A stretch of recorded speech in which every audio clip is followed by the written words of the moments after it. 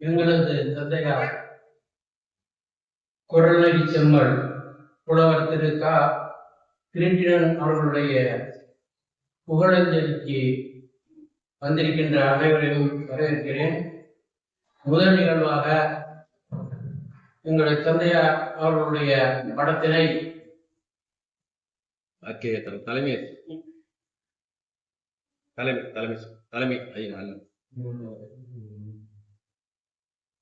படத்தினை திறந்து வைத்து தலைமையேற்று கொடுக்கும்படி குரலடி செம்மல் திரு சண்முகசுந்தரனார் அவர்களை அன்புடன் கேட்டுக்கொள்கிறேன்.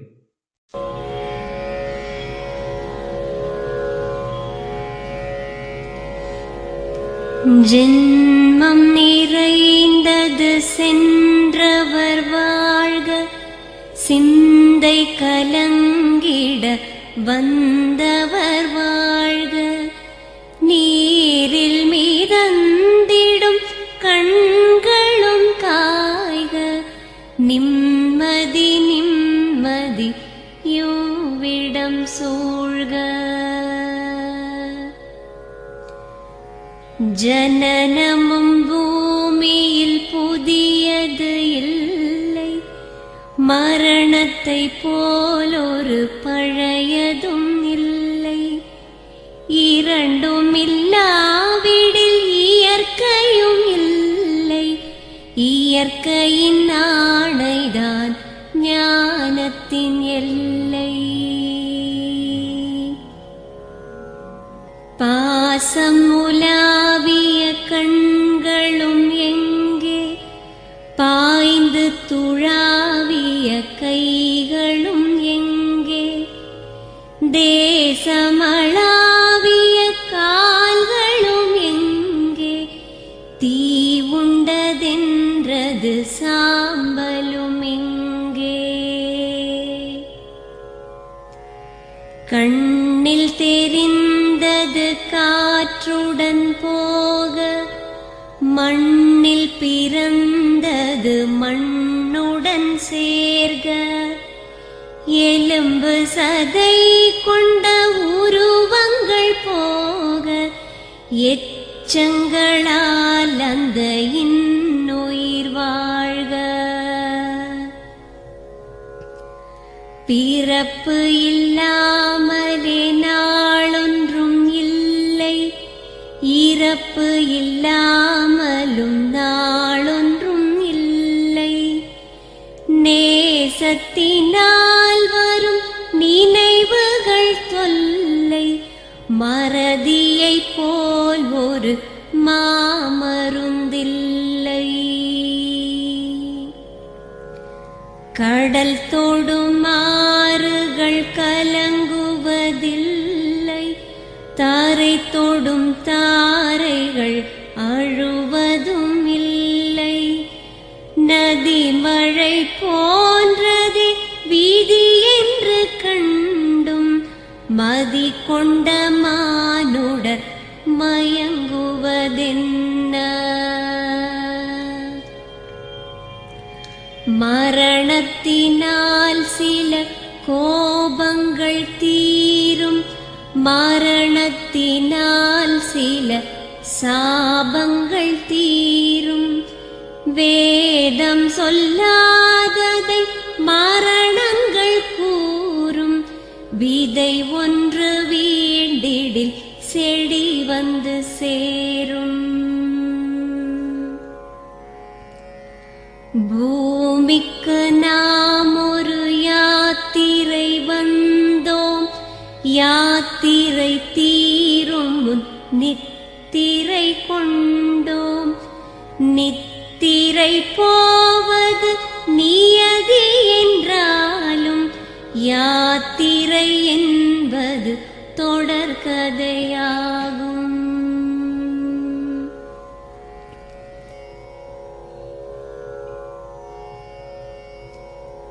தென்றலின் பூங்கரம் தீண்டிடும் போதும், சூரிய கீற்றொளி தோன்றிடும் போதும், மழலையின் தேன்மொழி செவியுறும் போதும், மா ஆண்டவர் எம்முடன் வாழ்ந்திடக்கூடும்.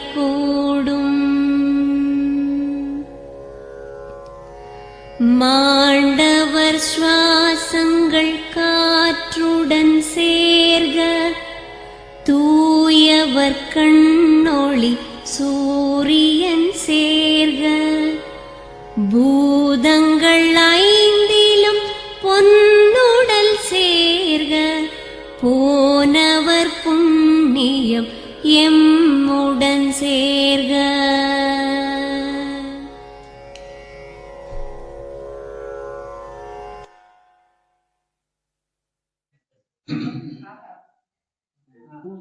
பெரும்புலவர் ஐயா கிருஷ்ணன் அவர்களுடைய திருவுருவ படத்தினை திறந்து வைத்த தமிழ் கடல் அண்ணன் முனைவர் கரிபெருமாள் அவர்களே, நிகழ்ச்சிக்கு வருகை தந்திருக்கின்ற சான்றோர் பெருமக்களே, ஐயா கிருஷ்ணன் ஐயா குடும்பத்தை சார்ந்தவர்களே, அனைவருக்கும் என்னுடைய வணக்கத்தினை தெரிவித்துக் கொள்கிறேன். அடுத்த ஐயா பெரும்புலவர் கிருஷ்ணன் ஐயா அவர்களுக்கும் என்னுடைய வணக்கத்தை தெரிவித்துக் கொள்கிறேன். நீண்ட நெடிய வாழ்வு நிறைவாழ்வு வாழ்ந்தவர்கள் மறைந்திருக்கிறார்கள். நான் அவர்களிடத்திலே ஒரு 20 ஆண்டுகளுக்கு முன்பு நம்முடைய மாணவர் அவர்கள் செயலாளராக இருந்து நடத்துகின்ற திருக்குறள் பேரவை எனும் சார்பில் என்னுடைய அன்புக்குரிய பேராசிரியர் பாலசுப்பிரமணியம் அவர்கள் திருக்குறள் வகுப்பினை தொடர்ந்து ஒரு 3.5 ஆண்டுகள் வீரராக நிகழ்ச்சியிலே நடத்தினார்கள். அந்த வகுப்பிற்கு ஐயா அவர்கள் வருகை தந்து அப்பொழுதுதான் அவர்களை முதலில் நான் சந்திக்கின்ற வாய்ப்பு எனக்கு கிடைத்தது.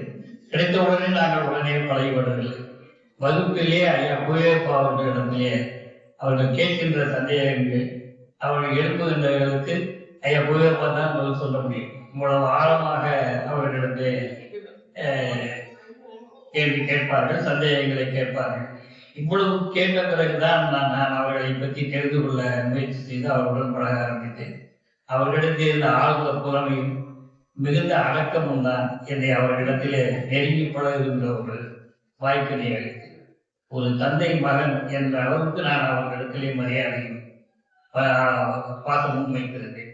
அதே போல் அவர்களிடத்தில் ஒரு காரணமும் இல்லாமல் அவர்களும் என்னிடத்திலே மிகுந்த அன்பு வைத்திருந்தார்கள். அந்த வகுப்புகள்லாம் அதற்கு பிறகு அவர்கள் நடத்தி, பின்னாலே அண்ணன் கலிபெருமாள் அவர்கள் புறநானூறு வகுப்பு நடத்தி கிட்டத்தட்ட 10-15 ஆண்டுகள் அந்த வகுப்பு தொடர்ந்து நடைபெற்றது. தொடர்ந்து அவர்களும் வருகை தந்து கொண்டிருந்தார்கள். நானும் போய் கேட்டுக் கொண்டிருந்தேன். பிறகு வகுப்பு நின்று போன பிறகு அவர்களை சந்திக்க முடியவில்லை. ஆனாலும் இந்த அருட்பெருஞ்சோதி அறக்கட்டளையில மாதந்தோறும் சொற்பொழிவுக்கு நானும் சொல்வேன், அவர்களும் வருவார்கள். ஓரிரு முறை அவர்களும் அங்கே உரை நிகழ்த்தினார்கள். என்ன முடியலே எங்களுடைய கிராமத்திலே நான் ஒரு நிகழ்ச்சி நடத்திய பொழுது கூட ஐயாவை பேசுவதற்கு அழைக்கிறது. அப்படி அவர்களிடத்திலே பழகுகின்ற வாய்ப்பு நிரம்ப பெற்றது. ஒரு 2 மாதத்துக்கு முன்புதான் இதிலே அருட்பெருஞ்சோதி அந்த அறக்கட்டளையிலே சொற்பொழிவு கேட்க சொன்னபோது கடைசியாக நான் அவர்களை சந்தித்து நான் பேசிக் கொண்டிருந்தேன். பிறகு அவர்களுடைய மறைவு செய்தி கேள்விப்பட்ட போது நான் வர இயலவில்லை. ஒரு 2 முறை நானும் ஆர்வமும் வேறொரு இடத்துக்கு போய் வரும்பொழுது ஐயா வீட்டிலே சென்று ஐயாவை பார்த்து விட்டு வருவோம் என்று பேசிக்கொண்டுதான் புறப்பட்டோம். ஆனால் அங்கு புறப்பட்டு திரும்ப போவதற்குள் வேறு சில செய்திகள் குறுக்க வந்த பிறகு இன்னொரு நாளைக்கு போவோம் என்று சொல்லி கடைசி வரையிலே போய் அவர்களை எங்களுக்கு பார்க்க முடியாமல் போனதால் மிகவும் வருத்தமாக முடிந்தார். அவர்களோடு பழகுகின்ற வாய்ப்பு, பேசுகின்ற வாய்ப்பு, அவர்களை வாதம் பண்ணுகிறதெல்லாம் மிகுந்த ஒரு பெருமைக்குரிய ஒன்று. எனக்கு கிடைத்த பெரும் வாய்ப்பு ஐயா அவர்களிடத்தில் பேசுவதும் அண்ணன் கலிபெருமாள் அவர்களிடத்திலே பேசுவதும் எனக்கு கிடைத்த பெரும் வாய்ப்பு என்று சொல்லி அவர்களுடைய நான் சாந்தியடைய மாட்டேன் என்றெல்லாம் எனக்கு விருப்பம் கிடையாது. அவருடைய புகழ் என்றால் அவர்கள் திராவிட இயக்கத்திலே ஆழ்ந்த பற்றுடையவர். கடைசி வரையிலுமே சிலர் இந்த ஆரம்பத்துல கொஞ்சம் வேகமா இருப்பாங்க, போக போக பார்த்தால் அதில் இருந்து மாறுபட்டு இப்படியே போய் சொல்வார்கள். கடைசி வரையில் நான் பழகின்ற வரையில் அந்த திராவிட இயக்க உணர்வு, அந்த திராவிட இயக்கத்தினுடைய இருந்த பற்றும் அவர்களிடத்திலே ஆழமாக அழுத்தமாக இருந்தது. அதை பார்த்துதான் நானெல்லாம் சரி காலம் செல்ல செல்ல பலர் மாறுகிறார்கள். இவர்களைப் போல் இருக்க வேண்டும் என்ற எண்ணம் எனக்கு ஏற்பட்டு அவர்கள் காட்டிய வழிகளில் ஓரளவுக்கு நடக்க முயற்சி செய்கிறேன். அப்படிப்பட்ட ஐயா புலவர் ஐயா அவர்களுடைய புகழ் என்று நிலைத்து நிற்கும். வாழ்க என்று வாழ்க அவர்களுடைய புகழ் என்று கூறி அவருடைய குடும்பத்தைச் சேர்ந்த அனைவருக்கும் என்னுடைய அன்பையும் மரியாதையும் செலுத்தி நிறைவு செய்கிறேன். நன்றி, வணக்கம். ஐயா புலவர் அவர்களுடைய படப்பிறப்பு நிகழ்வுக்கு தலைமையேற்றிருக்கக்கூடிய அருமை நண்பர் ஐயா சண்முக சுந்தரம் அவர்களே, என்னுடைய தமிழாசனம் புலவர் இராகவா அவர்களே, அமர்ந்திருக்கக்கூடிய சான்றோர்களே, எதிரே அமர்ந்திருக்கக்கூடிய உறவினர்களே, உங்கள் அனைவருக்கும் வணக்கம் தெரிவித்துக் கொள்கிறேன். நான் வர்த்தநாடு மகளிர் மேல்நிலைப் பள்ளியில் இருக்கும் பொழுது ஐயா அவர்கள் ஆண்கள் மேல்நிலைப் பள்ளியில் பணியாற்றிக் கொண்டிருந்தார். என்னுடைய அருமை நண்பர் இங்கு அமர்ந்தக்கூடிய மணி அவர்கள் மூலமாக அவ்விடம் எனக்கு வழக்கம் ஏற்பட்டது. தெளிவான சிந்தனையோடும் நல்ல சொற்களோடும் பேசக்கூடிய ஒரு அருமையான ஒரு தமிழாசிரியராக இருந்தார் என்பது எங்களுக்கு மகிழ்ச்சியாக இருக்கிறது. இப்பொழுது அவருடைய நினைவு குறிப்புகளை படிக்கின்ற பொழுது நீண்ட நாட்களாக வடநாட்டிலேயே இருந்திருக்கிறார் என்று தெரிய வருகிறது. வடநாடு பாட்டி வீடு, அதனாலே அவரை வரவேற்று கடைசி காலம் வரைக்கும் வடநாடு பகுதி மாணவர்களுக்கும் மக்களுக்கும் நல்ல ஒரு பண்பு நெறியை கற்பித்தவர் என்று அந்த நினைவுகளோடு விடைபெறுகிறேன். வணக்கம். இனிய முடிதல் வேண்டும், நல்லவை எண்ணல் வேண்டும், திண்ணிய நெஞ்சம் வேண்டும், தெளிந்த நல்லறிவு வேண்டும், பண்ணிய பாவமெல்லாம் பருதிமன் படியை போல நன்னிய நின்றும் இங்கு நகைத்திடல் வேண்டும் அண்ணாய் என்று பாரதி தன் தாயை வணங்கியதைப் போல நானும் என்னை மீண்ட தாயும் என்னை வளர்த்து ஆளாக்கிய அன்பு தந்தையும் வணங்கி வருகின்றேன். பெரும்புலவர், குறிப்பாக எல்லோருமே பாராட்டுகின்ற வகையிலே ஒரத்தநாடு புலவர் என்று அழைக்கக்கூடிய புறநெறிச்செம்மல் ஐயா கிருஷ்ணன் அவர்களுடைய படப்பிறப்பு நிகழ்ச்சிக்கு தலைமையேற்று இந்த நிகழ்ச்சியை நடத்தி கொண்டிருக்கின்ற போற்றுதலுக்கும் வணக்கத்திற்கும் உரிய புறநெறி செல்வர் மாமா சண்முக சுந்தரம் அவர்களே, ஐயா புலவர் கிருஷ்ணன் அவர்களுடைய படத்தை திறந்து வைத்து இங்கு நிறைவாக புகழஞ்சலி செலுத்த இருக்கின்ற தமிழ் கடல் இலக்கிய மாமணி புலவர் ஐயா கலிபெருமாள் அவர்களே, எனக்கு முன்பு புகழஞ்சலி செலுத்தி அமர்ந்திருக்கின்ற ஐயா தனித்தமிழ் இயக்கத்திற்கு தன்னை முழுமையாக ஈடுபடுத்திக் கொண்டிருக்கின்ற வெற்றிவேந்தன் அவர்களே, இங்கு எனக்கு பிறகு புகழஞ்சலி செலுத்த இருக்கின்ற எங்கெல்லாம் தமிழ் மனம் வீசுகின்றதோ அங்கே தன்னை முழுமையாக ஈடுபடுத்திக் கொண்டு தமிழுக்காக முழுமையாக வாழுகின்ற நம் மதிப்பிற்கும் மரியாதைக்கும் உரிய ஐயா புலவர் கந்தசாமி அவர்களே, இன்னும் வாழ்த்துறை வழங்க இருக்கின்ற புகழஞ்சலி செலுத்த இருக்கின்ற பெருமக்களே, இந்த நிகழ்ச்சியை ஒருங்கிணைத்துக் கொண்டிருக்கின்ற முத்தமிழ் மன்றத்தினுடைய செயலாளர் அண்ணன் புறநெறி செல்வர் புலவர் கோபாலகிருஷ்ணன் அவர்களே, ஐயா கிருஷ்ணன் அவர்களுடைய திருமகனார்கள் புகழேந்தி அவர்களே, மன்னர் மன்னன் அவர்களே, அவருடைய மகள்களே, அவருடைய உற்றார் உறவினர்களே, நண்பர்களே, உங்கள் அனைவரையும் இந்த நிகழ்ச்சியிலே சந்திப்பதில் மிக்க மகிழ்ச்சி அடைகின்றேன். உங்கள் அனைவருக்கும் என்னுடைய பணிவான வணக்கத்தை தெரிவித்துக் கொள்கிறேன். உலகத்திலே பிறப்பு இறப்பு என்பது ஒரு சம்பவம் தான், அது எல்லாருக்குமே தெரியும். பிறந்தவர்கள் அனைவரும் வாழ்கின்றார்கள், வாழ்கின்றவர்கள் அனைவரும் ஒரு நாள் இறக்கின்றார்கள், இறைவனுடைய கற்றுகின்றார்கள். ஆனால் வாழ்கின்ற காலத்தில் என்னவாக வாழ்ந்திருக்கின்றோம் என்பதுதான் முக்கியம். அதான் முக்கியம். இங்க வந்து அவருடைய வாழ்க்கை குறிப்பு இங்க எல்லாருக்குமே வழங்கப்பட்டிருக்கின்றது. அதை படிச்சு பாருங்க. படிச்சாதான் ஒரு மனிதன் எப்படி வாழ்ந்திருக்கிறார், அவர் பின்னாடி எவ்வளவு கஷ்டப்பட்டிருக்கிறார்ங்கிறதுதான் ரொம்ப முக்கியம். மாமா இங்கே குறிப்பிட்டதை போல எனக்கும் அவரிடம் நீண்ட நெறிய நாள் பழக்கம் அல்ல. நாங்கள் 2006 உலக திருக்குறள் கருவி திருக்குறள் வகுப்பு தொடங்கினப்பதான் அந்த முதல் வகுப்புல அவர் வந்து சந்தித்தார். சந்தித்த பொழுது எனக்கும் அவருக்கும் வயது கிட்டத்தட்ட 30 வயது வித்தியாசம் இருந்தாலும் அவர் எப்பொழுதுமே அழைக்கின்ற பொழுது ஐயா என்கிற வார்த்தையை ரொம்ப மரியாதையாக அழைப்பார். ஒரு மரியாதைக்கு ஒரு எடுத்துக்காட்டு. இங்க இருக்கிறவங்க எல்லாருக்குமே அவர் நன்கு பரிச்சயமானவர். நல்ல உயரம், அந்த உயரத்துக்கு ஏற்ற உடல் பருமன். அவருக்குன்னு பாத்தீங்கன்னா உடை வந்து தனக்குன்னே ஒரு இது வச்சிருப்பார். நல்ல அழகா ஊத்திருப்பாரு. இந்த கழுத்துல வந்து ஒரு ஸ்கார்ப் மாதிரி போட்டு கட்டியிருப்பார். அது அவருடைய அடையாளம். யாருக்காகவும் அதை மாத்திக்கிட்டதே இல்லை. நான் பழகின வரையில சொல்றேன். அது வந்து அவருடைய உடை தோற்றம், ஆள் தோற்றம், இது வந்து அவரை பற்றி. ஆனா அந்த வகுப்புக்கு வந்த பிறகுதான் தெரிந்தது, எங்களுக்கு வகுப்பு நடத்தியவர் ஒரு நல்ல பேராசிரியர். அதே மாதிரி இங்கே இலக்கிய மாமணி அவர்கள் புறநானூறு வகுப்பு நடத்தினார்.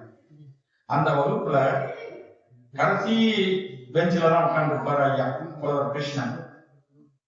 உட்கார்ந்து இருக்கிறப்ப அமைதியா கேட்டுக்கிட்டு இருப்பாரு. அவருக்கு எல்லாமே தெரியும். இந்த திருக்குறள் வகுப்புல அங்க நடத்தக்கூடிய பேராசிரியர்கள் நடத்தக்கூடிய அனைத்தையுமே நன்கு அறிந்தவர் தான்.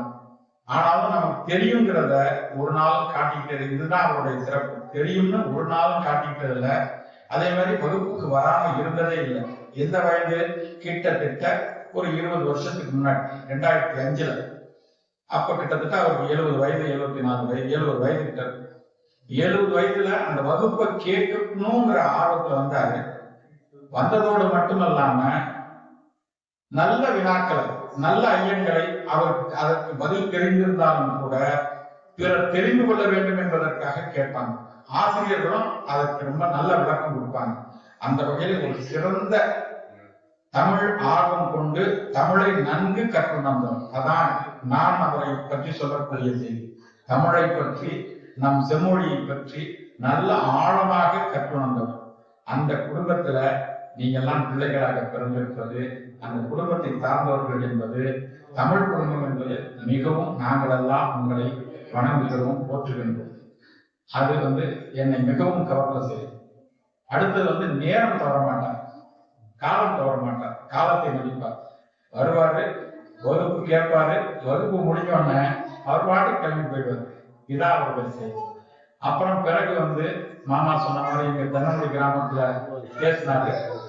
பேசுறப்ப பேச்சாளர்கள்ட்ட நீங்க எல்லாருமே ஒரு கோணத்துல பார்க்கக்கூடிய செய்திகளை சொன்னாலும் அவர்கிட்ட இருந்து நீங்க மாற்று கருத்து நிறைய சிறந்த செய்திகள் எல்லாம் நல்லா எளிமைப்படுத்துவார். ரொம்ப எளிமைப்படுத்தி அதை சொல்லக்கூடிய ஆற்றலும் அவருக்கு உண்டு. ஒரு ஆசிரியருக்கு உண்டான ஆற்றல் உண்டு. நல்லா எளிமைப்படுத்தி அதை பற்றி தெரியாதவர்கள் கூட புரிந்து கொள்ளக்கூடிய வகையில மிகச் சிறப்பாக சொல்வார்.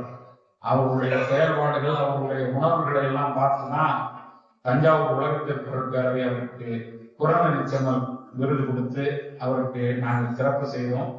எல்லா வகையிலும் ஒரு மனிதன் எப்படி வாழ வேண்டும் என்பதற்கு ஒரு இலக்கணமாக வாழ்ந்து பெருமை சேர்த்திருக்கின்றார். கடைசியாக நான் நண்பர் ஊழங்கி அவர்களிடம் பேசிய பொழுது, அப்பா வந்து தம்பி வீட்டிலே தம்பி வீட்டில் இருந்தாங்க.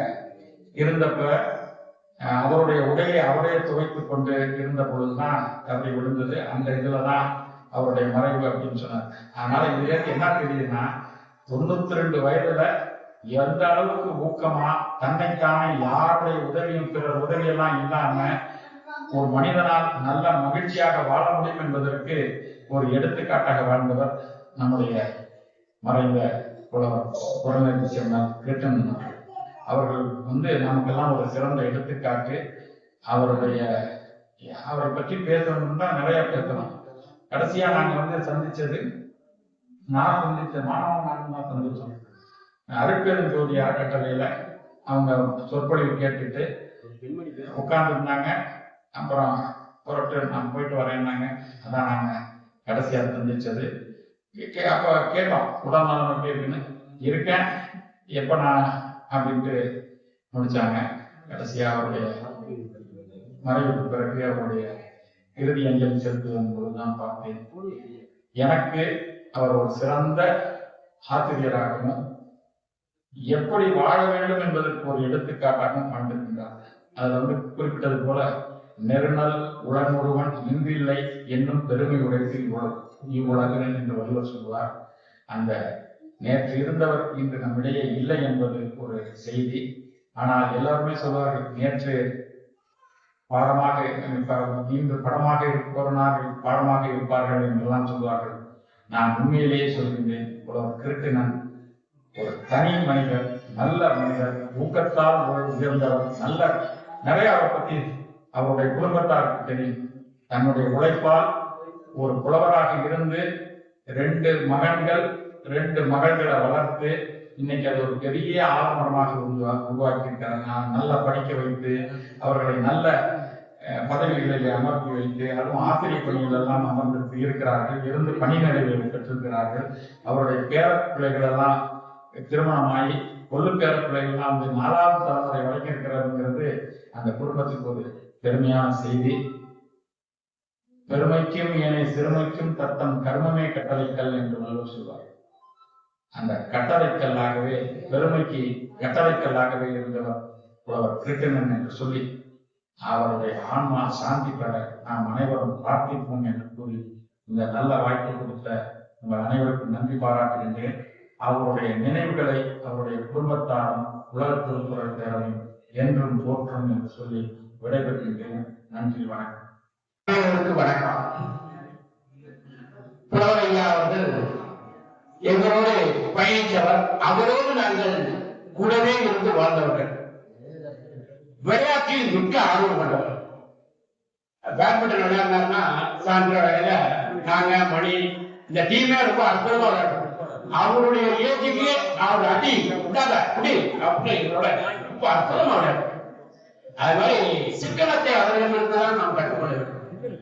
சிக்கன செம்மன் கூட சொல்லுவது மிகப்பெரிய அரசியல் நோக்கம் கூட. எல்லா செய்திகளையும் சொல்லுவார், எல்லா அரசியல் பற்றியும் பேசுவார். தான் சார்ந்த திராவிட அமைப்பாக இருந்தாலும் சரி எல்லாவற்றையும் அரசுவார் நல்லா. அதே போல எங்களுக்கு என்சிசி ட்ரைனிங் ஒரு 3 மாசம் நாக்பூர்ல இருக்கும் பொழுது ஒரு கார் எழுதுவது ஆக்கம் மதுரை நாய் கொண்டு மாசம் ஊக்கமுடைய முடிச்சுக்குவாங்க. அதாவது நல்லதை போற்றுவதும் அல்லதை விட்டு விலகி விடுவதும் அவருடைய மிகச்சிறந்த பண்பு. எல்லாம் முன்னாடி பேசும்போது சொன்னார். எதையும் வாங்கிப்பாரு, உருவாங்கிப்பாரு. நமக்கு எதிர் கருத்து இல்லை எனக்கு கருத்து இருந்ததுனாக்க அமைதியா அது விலகிடும். கொடுக்கிறவங்க நிறைய பண்ணார். அதுல நம்பிக்கையாளருக்கு மட்டுமே செஞ்ச. அதாவது அவருக்கு எப்படி கொடுத்தாருனாக்க நான் கொடுக்கின்ற தொகை அவருக்கு ஏதாவது ஒரு விதத்தில் பயனாக வேண்டும். அவர் வீடு வாங்குறியா, நிலம் வாங்குறியா, படிப்புக்கு வேணுமா, அதுக்கு செய்யணுமா அப்படின்னு சொல்லிட்டு கொடுப்பாரு. அனாவசியமா செலவுப்படுத்தி கொடுக்க மாட்டார். டூர் போட கொடுங்க அப்படின்னா கொடுக்க மாட்டார். மிகச்சிறந்த பண்பாடு. மகன் தந்தை காட்டும் உதவி, தந்தை மகன் காட்டும் உதவி, இது ரெண்டுக்குமே அவங்க எடுத்துக்காட்டு. அவங்க குழந்தைங்க அற்புதமான குழந்தை. தமிழ் மொழியில தமிழாசிரியர், பட்டிமன்ற பேச்சாளர் பேசினா கம்பராமாயணம் பத்தி எது பத்தி பேசினாலும் பேசுவார். அவரு சிஜிஎல் இருக்கார், கோவிந்தராஜ் ஐயா மறைந்து விட்டார். அவங்க 2 பேருக்கும் அவ்வளவு அற்புதமான ஸ்டாஃப். நாங்க அப்படியே டிராபிக் கேட்டு கேட்டு கேட்டு சிரிச்சு போவோம். எல்லாத்தையும் பேசுவாரு. ஆனா செய்திகளை நிறைய சொல்லுவாரு. அவர்கிட்ட நம்ம நிறைய கத்துக்கலாம். வாழ்நாள் கூட கத்துக்கிட்டே இருக்கலாம். அவர் எங்களுக்கு கடைசி வரை நான் நல்ல நேரம் வாசிக்க வேண்டிய உட்கார்ந்து இந்த ரோட்ல வந்தாலே அவர் 2 நிமிஷம் பார்த்துட்டு போகணும்னு சொல்லுவோம். ஏன்னா அவர் தெரிஞ்சு இருக்கக்கூடிய உழைப்பு, அந்த ஊக்கம், அவர் தெரிஞ்ச அந்த ஸ்பிரிட், அந்த உற்சாகம், அந்த நேரத்தில் இருக்கக்கூடிய இறமை வேணும். போக வேண்டிய ராமகிருஷ்ண மடத்துல போய் வந்துருப்பாரு. வருஷத்துக்கு 3 நாள் போய் பார்த்தோம். சும்மா போடுறாங்க, அவன் யோகா கத்துறான். ஏன் நம்ம போய் குற்றாலத்துல போய் நின்று வருவாரு. எதையும் விட்டு வயநாடுலாம் போயிட்டு வந்தாரு. எதையும் விட்டு விட மாட்டார். அயல்நாட்டுல போய் சிக்கனத்தை சொல்லி கொடுத்து விட்டாரு. எல்லாம் அப்படியே செதற எடுக்கிறாரு. 9th போர்டு எடுத்து வைப்பாங்க. தேவையில்லாம $500 $300 கொடுக்கணும். அது மொத்தம் சிக்கனம். எனக்கு வேண்டியது சிக்கனம். நான் வந்து அனாவசியமாக என்னுடைய சில பணத்தை செலவு பண்ண மாட்டேன். அடுத்தவர்களுக்கு அது மாதிரி நான் விட மாட்டேன் அப்படின்னு சொல்லுவாரு. அவருக்கு மகன் கிருஷ்ண புகழேந்தி அவர்களும் மிக அற்புதமான தந்தை கேட்ட மகன் தான். அந்த இலக்கியத்துல சொல்லும்போது 2 பேர் நாங்க கடைசி நேரத்தில் அவர் அழைச்சிட்டு போயிருந்தோம். அவ்வளவா அழைச்சிட்டு போனோம் ஒரு 6 மாசத்துக்கு முன்னாடி. அப்ப அதை பத்தி இதை நாங்க பார்க்க போறது பேசிட்டு இருக்கோம். இவங்க இலக்கிய நிலையை பத்தி பேசிட்டு அது ஒரு டவுட் கேட்கிறாரு. அவங்க விளக்குறாரு. அப்ப பாருங்க, இவர் திருக்குறளுக்கு எழுதிட்டு இருக்காரு. புகழேந்தி அவர்கள் ஒரு நுரை எழுதிட்டு இருக்காரு. அதுல ஒரு விளக்கத்தை அவரு கேட்கிறாரு. அவர் சொல்றாங்க, நான் இந்த மாதிரி அறிஞர்கள் சபையில கேட்பது எனக்கு குறிப்பிட இல்லை. ஏன்னா என்னுடைய எண்ணம் நம்ம முடிச்சோம், கரெக்டா சர்வீஸ் எல்லாம் திருப்தியா முடிச்சோம். என்னுடைய ஸ்கூல், என்னுடைய ஊர், என்னுடைய இடம், என்னுடைய நட்பு அதோட இருந்துட்டு அன்னதானத்துக்கு வந்துட்டாங்க. 5 வருஷமா நானே சமைக்க நானே பேர் கூட இருக்கேன். தமிழக வச்சு 10 லட்சம் இருக்கோம். எனக்கு அதை வந்து விளையாட்டாகவும் சரி, அது நல்லதான் செய்ய. ஆனா சோம்பேறி வளர்க்கையோட ஒரு சண்டை இருக்கும் பாரு. நான் இப்ப ஆஸ்பத்திரியில கொடுக்குறேன். அதுல இருந்து அவர் சொன்னதுல இருந்து கொஞ்சம் மாற்றிக்கொண்டு கோயில்களில் போடுவதை குறைத்துக் கொண்டு அரசு ஆஸ்பத்திரியில டெய்லி நைட் 7 மணி கொடுத்துட்டு இருக்கு. ஒரு சில எனக்கு ஒரு நல்ல முன்னுதாரணமாக இருந்தார். அவர் சொன்னதை எதுவுமே நான் கடைபிடிக்கிறேன். அவர் சிக்கனமாக இருந்தாரு, கேட்கல. அதே மாதிரி யார்ட்டையும் நட்புகளை இடம் கொடுக்காத அப்படின்னாரு, கேட்கல. எவனுக்கு ஜாமீன் கைது போடாதன்னாரு, கேட்கல.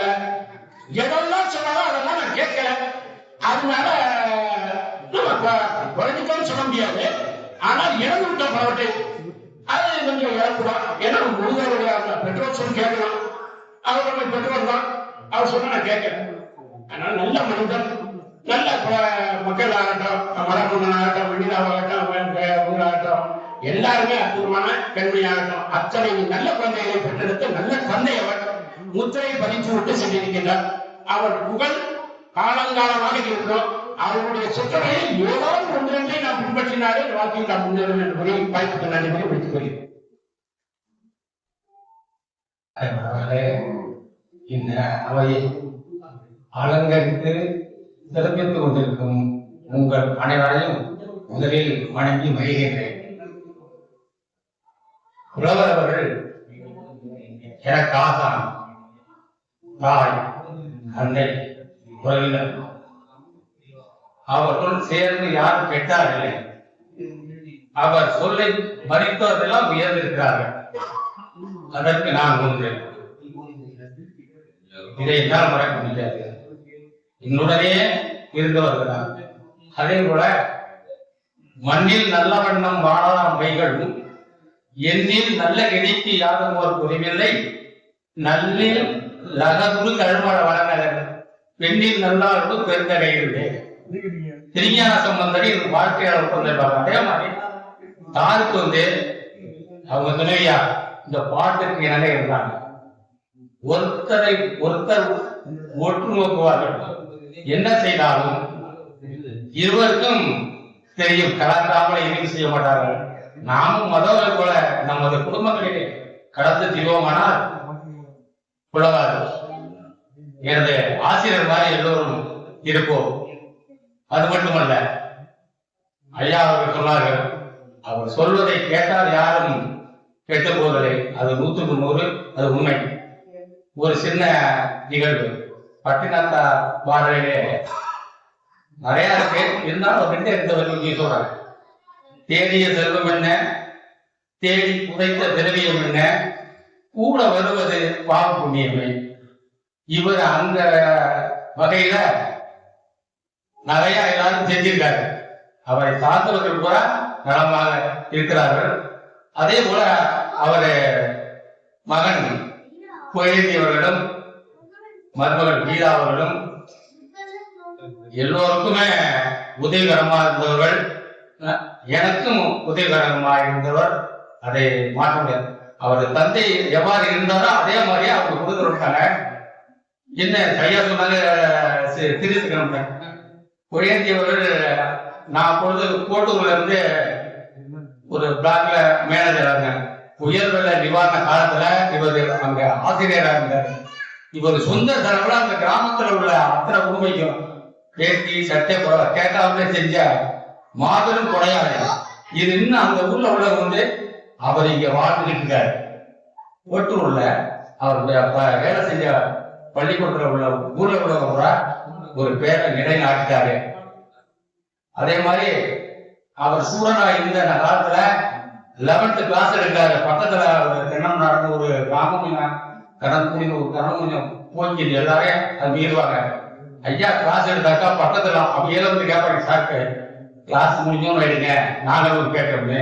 10th கிளாஸ்ல என்ன டிசி ஏபி எல்லாம் வந்து இவர் கிளாஸ் எடுக்கிறதுக்கு அனுமதி கேட்டு வந்து பொட்டி பாம்பா இருப்பாங்க. கிளாஸுக்கு வருவாரு, வேலை உள்ளாலும் போ பாடம் கேட்கலாம் திரும்பாரு. யாருமே ஏய்க்கு பேசுனதே இல்லை. அவர் நடத்தின இலக்கணம் இன்னைக்கு நான் சொல்லுவேன். அவ்வளவு தெளிவா இருப்பாரு, சிறப்பா இருப்பாரு. இருந்தாலும் அவரு இறக்கவில்லை, நம்மளோட வாழ்ந்து கொண்டிருக்கிறார் என்று கூறி வைப்பற்ற மொழிக்கு நன்றி கூறி விடைபெறுகிறேன். வணக்கத்தை மேலே தெரிவித்துக் கொள்கின்றேன். நாம் அனைவரும் இன்று ஒரு இறுக்கமான சூழ்நிலையில் கூடியிருக்கின்றோம். மறைந்த திரு கிருஷ்ணன் அவர்கள் எனது ஆசிரியர். 1962 இருந்து 1969 வரை நான் SLC வரை நான் ஒருத்தநாட்டில் படித்தேன். அப்பொழுது எனக்கு வகுப்பு எடுத்தார். அவருடைய சிறப்புகளை பற்றி நிறைய சொன்னாங்க. இங்க என்னை பொறுத்தவரை இங்க இருக்கிறவங்க பெரும்பாலும் ஆசிரியர் பணியில ஈடுபட்டவர்கள். உலகத்திலே சிறந்த பணி எதுனா ஆசிரியர் பணி நம்ம சொல்லுவோம். நம்முடைய பணியை நாம் உயர்வாக பேசுகிறோம். அடுத்தவர்கள் அந்த உயர்வாக பேசுகின்ற போது அது அர்த்தம் இருக்குது. நான் எங்களுடைய கிராமத்தில் இருக்கின்ற போது ஒரு என்னோட உறவினர் படிப்பதே இல்லாதவர், அவரோட நான் அதிகமா பெருமாள் நைட்ல போய் ஒரு 8 மணிக்கு மேல சாப்பிட்டு அவரோட பேசிட்டு இருப்பேன். அப்போ ஒரு நாள் சொன்னாரு, இந்த உலகத்துல எவ்வளவோ வேலை இருக்கியா, நீ பாக்குற வேலை தான் எனக்கு பிடிச்சிருக்குன்னாரு.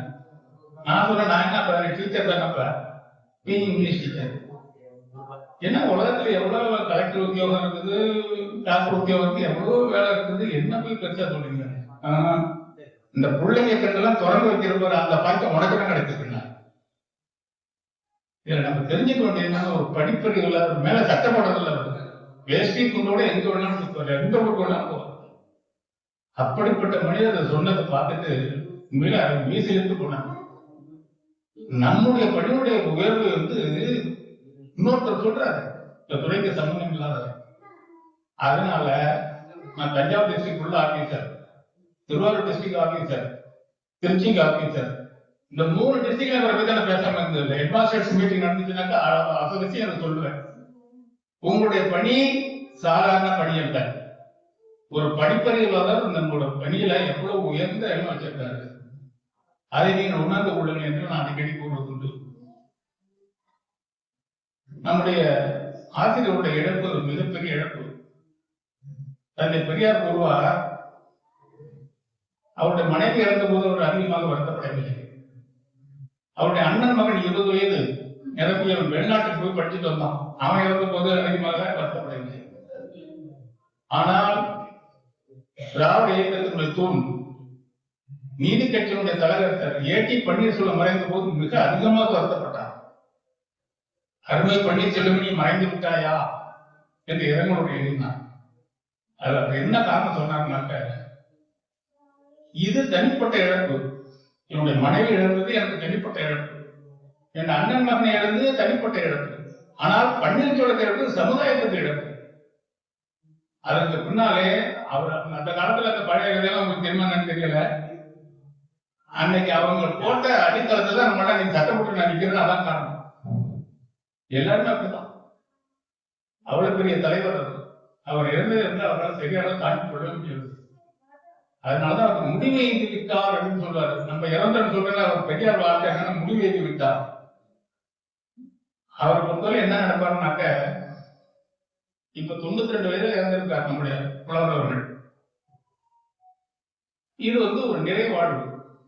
ஆனா அவரை பொறுத்தவரை இளம் வயதுல ஒருத்தர் இறந்துட்டான்னாக்க இயற்கையின் கோணர் புத்தி பெரியார். சின்ன வயசுலயே ஒருத்தன் இறந்துட்டான்னாக்க இயற்கையின் கோணர் புத்தி. அதனால நிறைவாழ்வு வாழ்ந்தவர். இவருடைய செயல்பாடுகளை பத்தி நான் அதிகமாக சொல்ல விரும்பவில்லை. நல்ல புகழோடு அவர் இந்த இடத்துல அந்த மறைந்திருக்கின்றார். கவிஞர் வைரமுத்து அழகா சொல்லுவார், செத்திய உன்னை செத்துகிறேன் என்ற புத்தகத்துல ஒரு மனிதன் தோன்றியதுக்கு பின்னால இந்த உலகத்துல எல்லாருமே பிறகுறோம் வாழ்றோம். வாழ்ந்தவர்கள் யார் அப்படின்னு கணக்கு போட்டா 30 குறைச்சலான பேர் தான் வாழ்ந்துருக்காங்க. இந்த பூமி பத்தி சூரியனில் தெரிந்து விழுந்ததுக்கு பின்னாலே இந்த மண்ணிலே தோன்றிய மனிதர்கள் எத்தனையோ கோடி பேர். அத்தனை கோடி பேர்களிலும் தாம் இந்த மண்ணில் வந்ததற்கு தன் சூழலோடு வெற்றி செல்வர்கள் எத்தனை பேர்? மிக குறைந்தவர்கள். என்னை பொறுத்தவரையில் ஒருவன் உயிரோடு இருக்கும்போது புகழப்படுவது புகழ் அல்ல, ஒருவன் இறந்த பிறகு புகழப்படுவதுதான் புகழ். ஏனென்றால் புகழுக்கு மட்டும்தான் ஒரு மனிதனை மரணத்திற்கு பிறகு வாழ வைக்கின்ற வலிமை இருக்கின்றது சொல்வார். அந்த புகழ் எப்படிப்பட்டதாக இருக்கும்? நம்முடைய ஆசிரியர்களுடைய புகழ் பெற்றது போலதான். புகழை தேடி நாம் செல்லக்கூடாது, புகழ் நம்மை தேடி வர வேண்டும். புகழின் பின்னால் நீ போனால் அது பொய்மான், புகழ் உன் பின்னால் வந்தால் அது நிஜமான், அப்போதான் நீ எதற்கு எஜமான் அப்படின்னு வைரமுத்து சொல்றாரு. அதனால அப்படிப்பட்ட மிகப்பெரிய ஒரு புகழை அடைந்திருக்கின்றார். அது காரணம் என்னன்னாக்க அவருடைய பணிதான். இறுதியாக ஒன்றை சொல்லி நான் முடிக்கின்றேன். இப்பொழுது நம்ம இளம் வயதிலேயே மரணங்கள் ரொம்ப அதிகமா நடக்குது. அது காரணம் என்னன்னா உடலும் இல்லை, சரியாக இல்லை. அதனால வைரமுத்து சொல்றாரு, நம்மை பலருக்கு நோயில் விழுந்து பாயில் படுத்ததற்கு பின்னால் தான் உடலோம்புகளுடைய எனக்கு எண்ணமே ஏற்படுகின்றார். அந்த நிலையை விட்டு சிறு வயதிலிருந்தே நல்ல பழக்க வழக்கங்களை பிள்ளைகளுக்கு கற்றுக் கொடுக்கணும். பிள்ளைகள் தவறு செய்தால் நிச்சயமாக பிள்ளைகளுக்கு காரணம் நாம் தான் காரணம். அதனால உடற்பயிற்சி என்பது மிக மிக அவசியம். அதை வலியுறுத்தி சொல்ல வேண்டும். சொக்கலிங்கன்னு ஒரு டாக்டர் மெட்ராஸ்ல இருக்காரு, உங்களுக்கு தெரியும். அவர் பெரியாருக்கு வைத்தியம் பார்த்தவர், அண்ணாவுக்கு வைத்தியம் பார்த்தவர், கலைஞருக்கு வைத்தியம் பார்த்தவர், எல்லாருக்கும் வைத்தியம் பார்த்தார். அவர் அழகா 3 வார்த்தை சொன்னார். எண்ணம் சீராக, உண்ணும் உணவு சீராக, உடற்பயிற்சி சீராக. இது 3 விஷயம் என்கிட்ட டாக்டர்கிட்ட வர வேண்டிய அவசியம் என்னன்னா, உடல்நலம் சரியாக இருக்கும். மனசுல கெடுதலான எண்ணம் இருந்துச்சுனாக்க நிச்சயமாக நம்மளோட உடல் காட்டி கொடுத்து விடும். வியாதிக்கு காரணமா நல்ல எண்ணம் இல்லாம இருக்கும். உண்ணும் உணவு சீராக சாப்பிடுறது வைரமுத்து அழகா சொல்றாரு, இளமையில் சாப்பிடுறது, அதாவது ருசிக்காக சாப்பிடுறது இளமையோட குற்றம் இல்லை. உடல் உழைப்பு இல்லாத தொழிலை கேட்கின்ற நான் உணவு இந்த சாப்பிட்டு விடக்கூடாது என்பது நான் தெளிவாக இருக்கிறேன். அதனால காலை அழைக்கும் போதே கையில் அடி விடுகிறேன். இப்ப இந்த வயசுல நான் சின்ன வயசுல சாப்பிட்ட மாதிரி இப்ப சாப்பிட்டேன்னா என்ன ஆகும்? எனக்கு 75 எப்படி தெரியுமா? அப்ப அதனால உண்ணும் உணவு சீராக, உடற்பயிற்சி சீராக. உடற்பயிற்சிங்கிறது எவ்வளவு அவசியங்கிறது ரொம்ப பேருக்கு தெரியறதில்லை. இதெல்லாம் உங்கள் வாழ்க்கையில கடைபிடித்தீர்களே ஆனால் நிச்சயமாக இப்பெரிய பார்த்து தேடி செஞ்சார். பிறப்புன்னு ஒண்ணு இருந்துச்சுனாக்க இறப்புன்னு ஒண்ணு இருக்கும். அது நம்ம மறைகின்ற போது எந்த விதமான இடைஞ்சலும் இல்லாம நம்ம அமைதியாக லாட்டின் ஒரு ப்ரோவர்ப் உண்டு, டி மார்டிஸ் நில் ஈசி போனோம். இது லத்தீன். அதுக்கு என்ன அர்த்தம்? Don't speak ill of the dead. இறந்தவர்களை பற்றி அவதூறு பேசாதே. உயிரோடு இருக்கும்போது அவன் என்ன தயக்குதுனாலும் செத்துட்டான்னாக்க என்ன பண்ணக்கூடாது, அவதூறு பேசக்கூடாது. ஆனால் பெரும்பாலும் அப்படி நடக்குது. ஆனால் நம்முடைய ஆசிரியரை பொறுத்தவரையில் அவர் எப்படிப்பட்ட ஒரு அற்புதமான பணி செய்தார் என்பதை மாணவன் என்ற முறையில் நான் நன்றாக அறிவேன். அந்த வகையிலே அவருடைய புகழ் ஓங்குக என்று கூறி முடிக்கின்றேன். நன்றியுடன். எனது ஆசிரியர் அவர்களின் படத்தரப்பிலே கலந்து சிறப்பித்துக் கொண்டிருக்கின்ற அத்தனை நன்புள்ளங்களையும் நான் இந்த நல்ல நேரத்திலே வழங்குகிறேன்.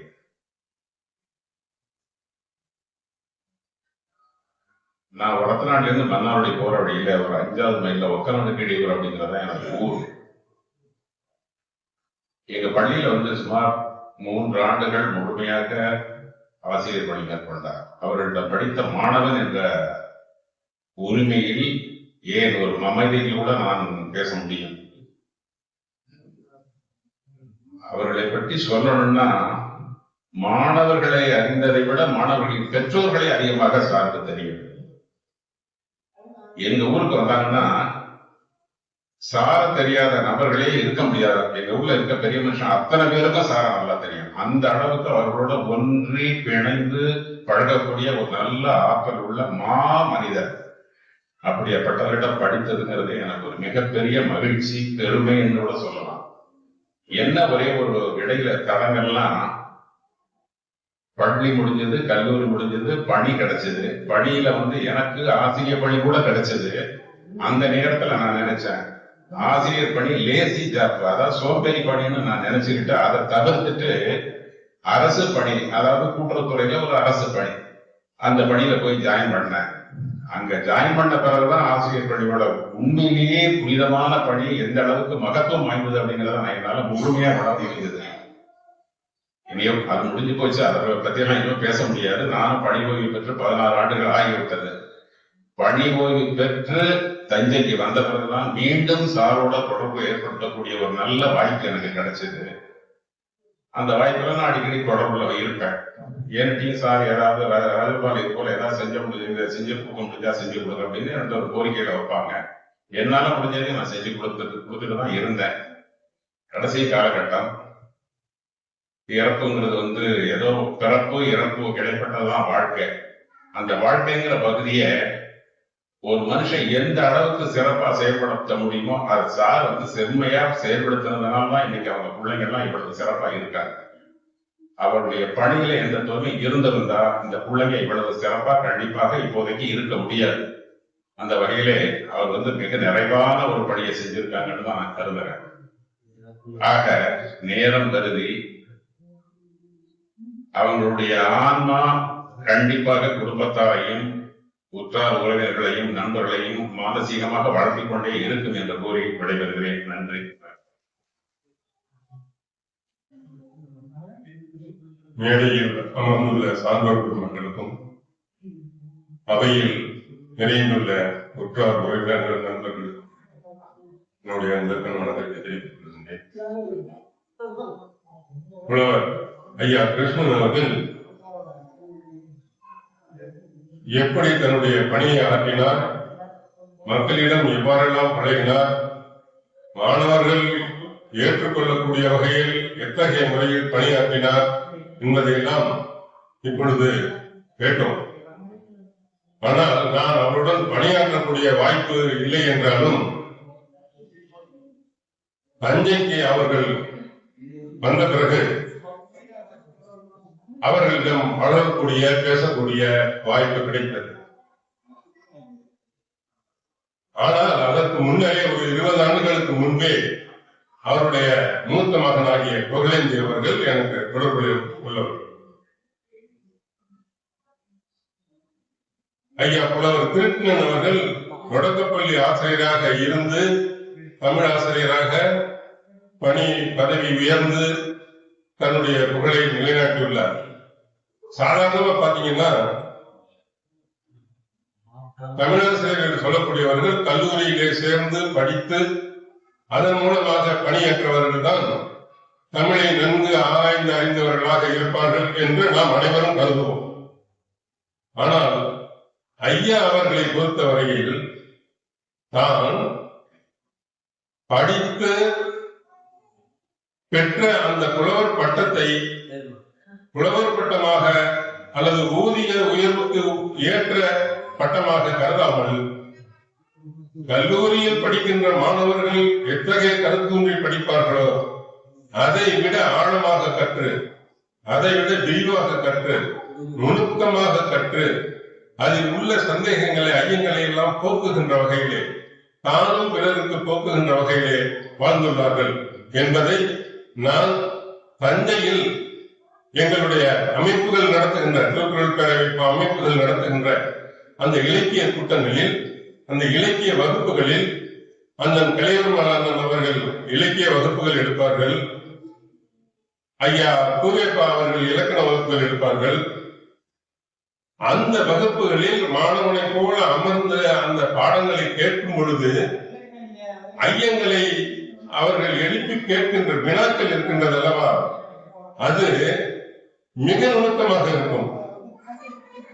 எப்படி இவரால் அந்த அளவுக்கு யோசனை செய்து ஆராய்ந்து இந்த வினாவை கேட்க முடிகிறது என்று நமக்கு சிந்திக்க தோன்றும்.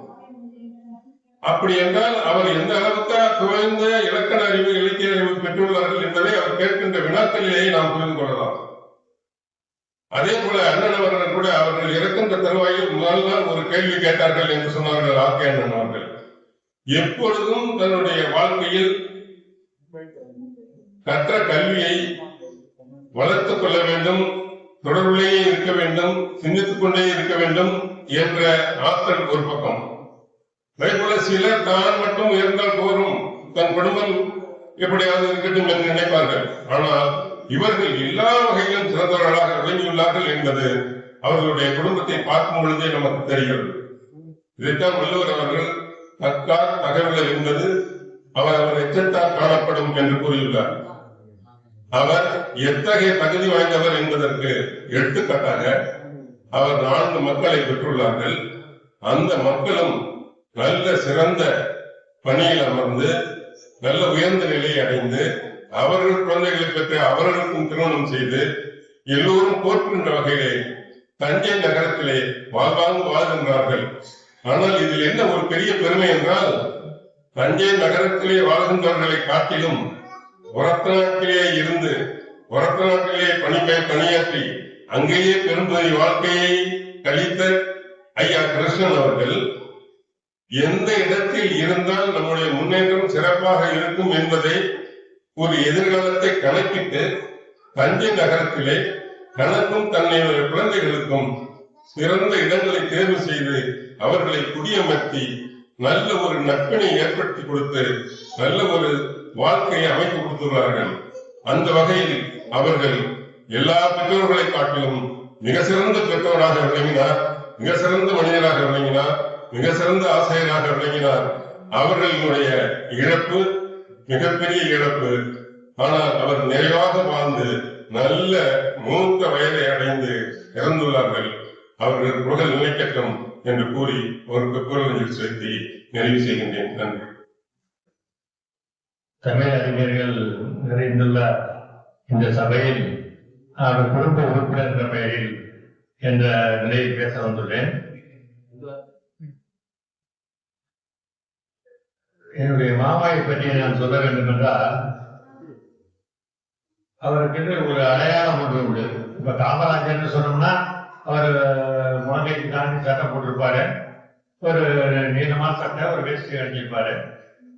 எம்ஜிஆர் சொன்னா அவர் ஒரு தொப்பி போட்டிருப்பாரு, கண்ணி போட்டிருப்பாரு. அந்த மாதிரி ஒரு அடையாளம் சொல்றோம். மாமான்னு சொன்னீங்கன்னா அவர் பாத்தீங்கன்னா புலவர் கிருஷ்ணன்னா அவரை பாத்தீங்கன்னா எப்பொழுதும் ஒரு அரட்டை சட்டை, ஒரு துண்டு, ஒரு வேஷ்டி. இதுதான் அவருடைய, எனக்கு தெரிந்த காலத்திலிருந்து அவருடைய இறுதி காலம் வரை அவருடைய அடையாளம் அதுதான். அந்த மாதிரி ஒரு அடையாளத்தை புலவர் கிருத்திணன் என்ன நான் சொல்கிறேன், புலவர் கிருத்திணன் உடையவராக இருந்தார். அடுத்தது அவர் மிகவும் ஒரு எளிமையாக எப்பொழுதும் இருப்பார். அவர் எவ்வளவு பொருளாதாரத்துல குறைந்த நிலையிலிருந்து மிக சிறந்த நிலைக்கு வர்றதிலிருந்து அவர் வாழ்ந்தது ஒரே நிலை, எளிமையான நிலைதான். ஒரு மனிதன் பொருளாதாரத்துல சிறந்து விளங்குறதுக்கு 2 ஒண்ணு, அந்த சிக்கனமா இருக்கணும். அப்படி இல்லைன்னா அவர் நிறைய சம்பாதிக்கணும். மாமா ஆரம்ப காலத்துல குறைவான ஊதியத்தில் வேலை பார்த்தாலும் மிகவும் சிக்கனமாக வாழ்ந்து அவர் நிறைவாக சம்பளம் பெற்ற காலத்துல அவர் நல்ல நிலையில வாழ்ந்து வந்தார். இது அவர் நம்ம அவருடைய மாணவர்கள் சொல்வது என்னன்னா, ஒரு மனிதன் பொருளாதாரத்துல ஒரு பிரச்சனை எல்லாம் வாழணும்னா 2 தான். ஒண்ணு சிக்கனமா இருக்கணும், இல்ல நிறைய சம்பாதிக்கணும். அதான் அவர் வாழ்க்கையில அவர் சொல்லியிருக்காரு. அடுத்தது அவர் ஒரு அவருடைய ஃபேமிலி டியூட்டின்னு எடுத்துக்கிட்டீங்கன்னா, அவர் 4 குழந்தைகள். 4 குழந்தைகளையும் ஒரு நிறைவான ஒரு பணியில நிலைநிறுத்தி அவங்கள ஒரு வழி நடத்துற வரைக்கும் அவர் ஓயவே இல்லை. அவர் கடமையில கொஞ்சம் கூட தவறாம அவ்வளவு முயற்சி எடுத்து அந்த 4 குழந்தைகளையும் அவர் முன்னுக்கு கொண்டு வந்தார். அவர் கொஞ்சம் கூட பின் வாங்கியது இல்லை. அந்த முயற்சியிலேருந்து அவரு நழுவுறதே கிடையாது. அடுத்தது பகுத்தறிவு. அவர் வந்து எனக்கு தெரிஞ்சதுல இருந்து ஒரு பகுத்தறிவாதியா தான் இருப்பாரு. சாமியெல்லாம் அதிகமா போட மாட்டாரு. ஒரு சூடம் கொடுத்தாலும் தொட்டு கும்பிட ஒத்துக்க மாட்டாரு. இறுதி வரை அவர் வந்து அந்த பழக்கத்தை கடைபிடிச்சு வந்தார். கடைசி வரைக்கும் அவர் வந்து ஒரு சிறந்த பகுத்தறிவாதியா தான் வாழ்ந்து வந்தாரு. அடுத்தது வந்து இப்போ வந்து எல்லாரும் பேசுறத பார்த்தா இப்போ வந்து ஒரு புகழ் வந்து புகழுக்காக சில பேர் வாழ்வாங்க. இப்ப மாமாவெல்லாம் சாதாரணமா வாழ்ந்த காலத்திலேயே அவருக்கு புகழ் வந்திருக்கு. இவ்வளவு தூரம் நீங்க பேசுறீங்கன்னா அவர் சாதாரணமாக அவர் வாழ்க்கை நடைமுறையிலேயே புகழ் தேடி அவரை வந்திருக்கு அப்படிங்கிறத நான் அவருக்கு பெருமைப்படுறேன். அப்புறம் வந்து இப்ப அவரு தமிழ் புலமையை பத்தி எல்லாரும் பேசுனீங்க. எனக்கு தெரிஞ்ச வரைக்கும் ஒரே ஒரு உதாரணம் என்னன்னா, அவர் வந்து அவர் ரிட்டையர் ஆயிட்டாரு. ரிட்டையர் ஆனதுக்கு அப்புறமும் அந்த பிஎட் காலேஜ்ல ஒரத்த நாட்டில் உள்ள பிஎட் தமிழ் கல்லூரியில அவரை கூப்பிட்டு அவர் விரிவுரையாற்ற சொல்லியிருக்காங்க. பல முறை விரிவுரையாற்ற சொல்லியிருக்கிறாங்க. அது வந்து அவருடைய தமிழறிவுக்கு ஒரு மிகப்பெரும் சான்று. இதுதான் எனக்கு அவரை பற்றி தெரிந்த இது.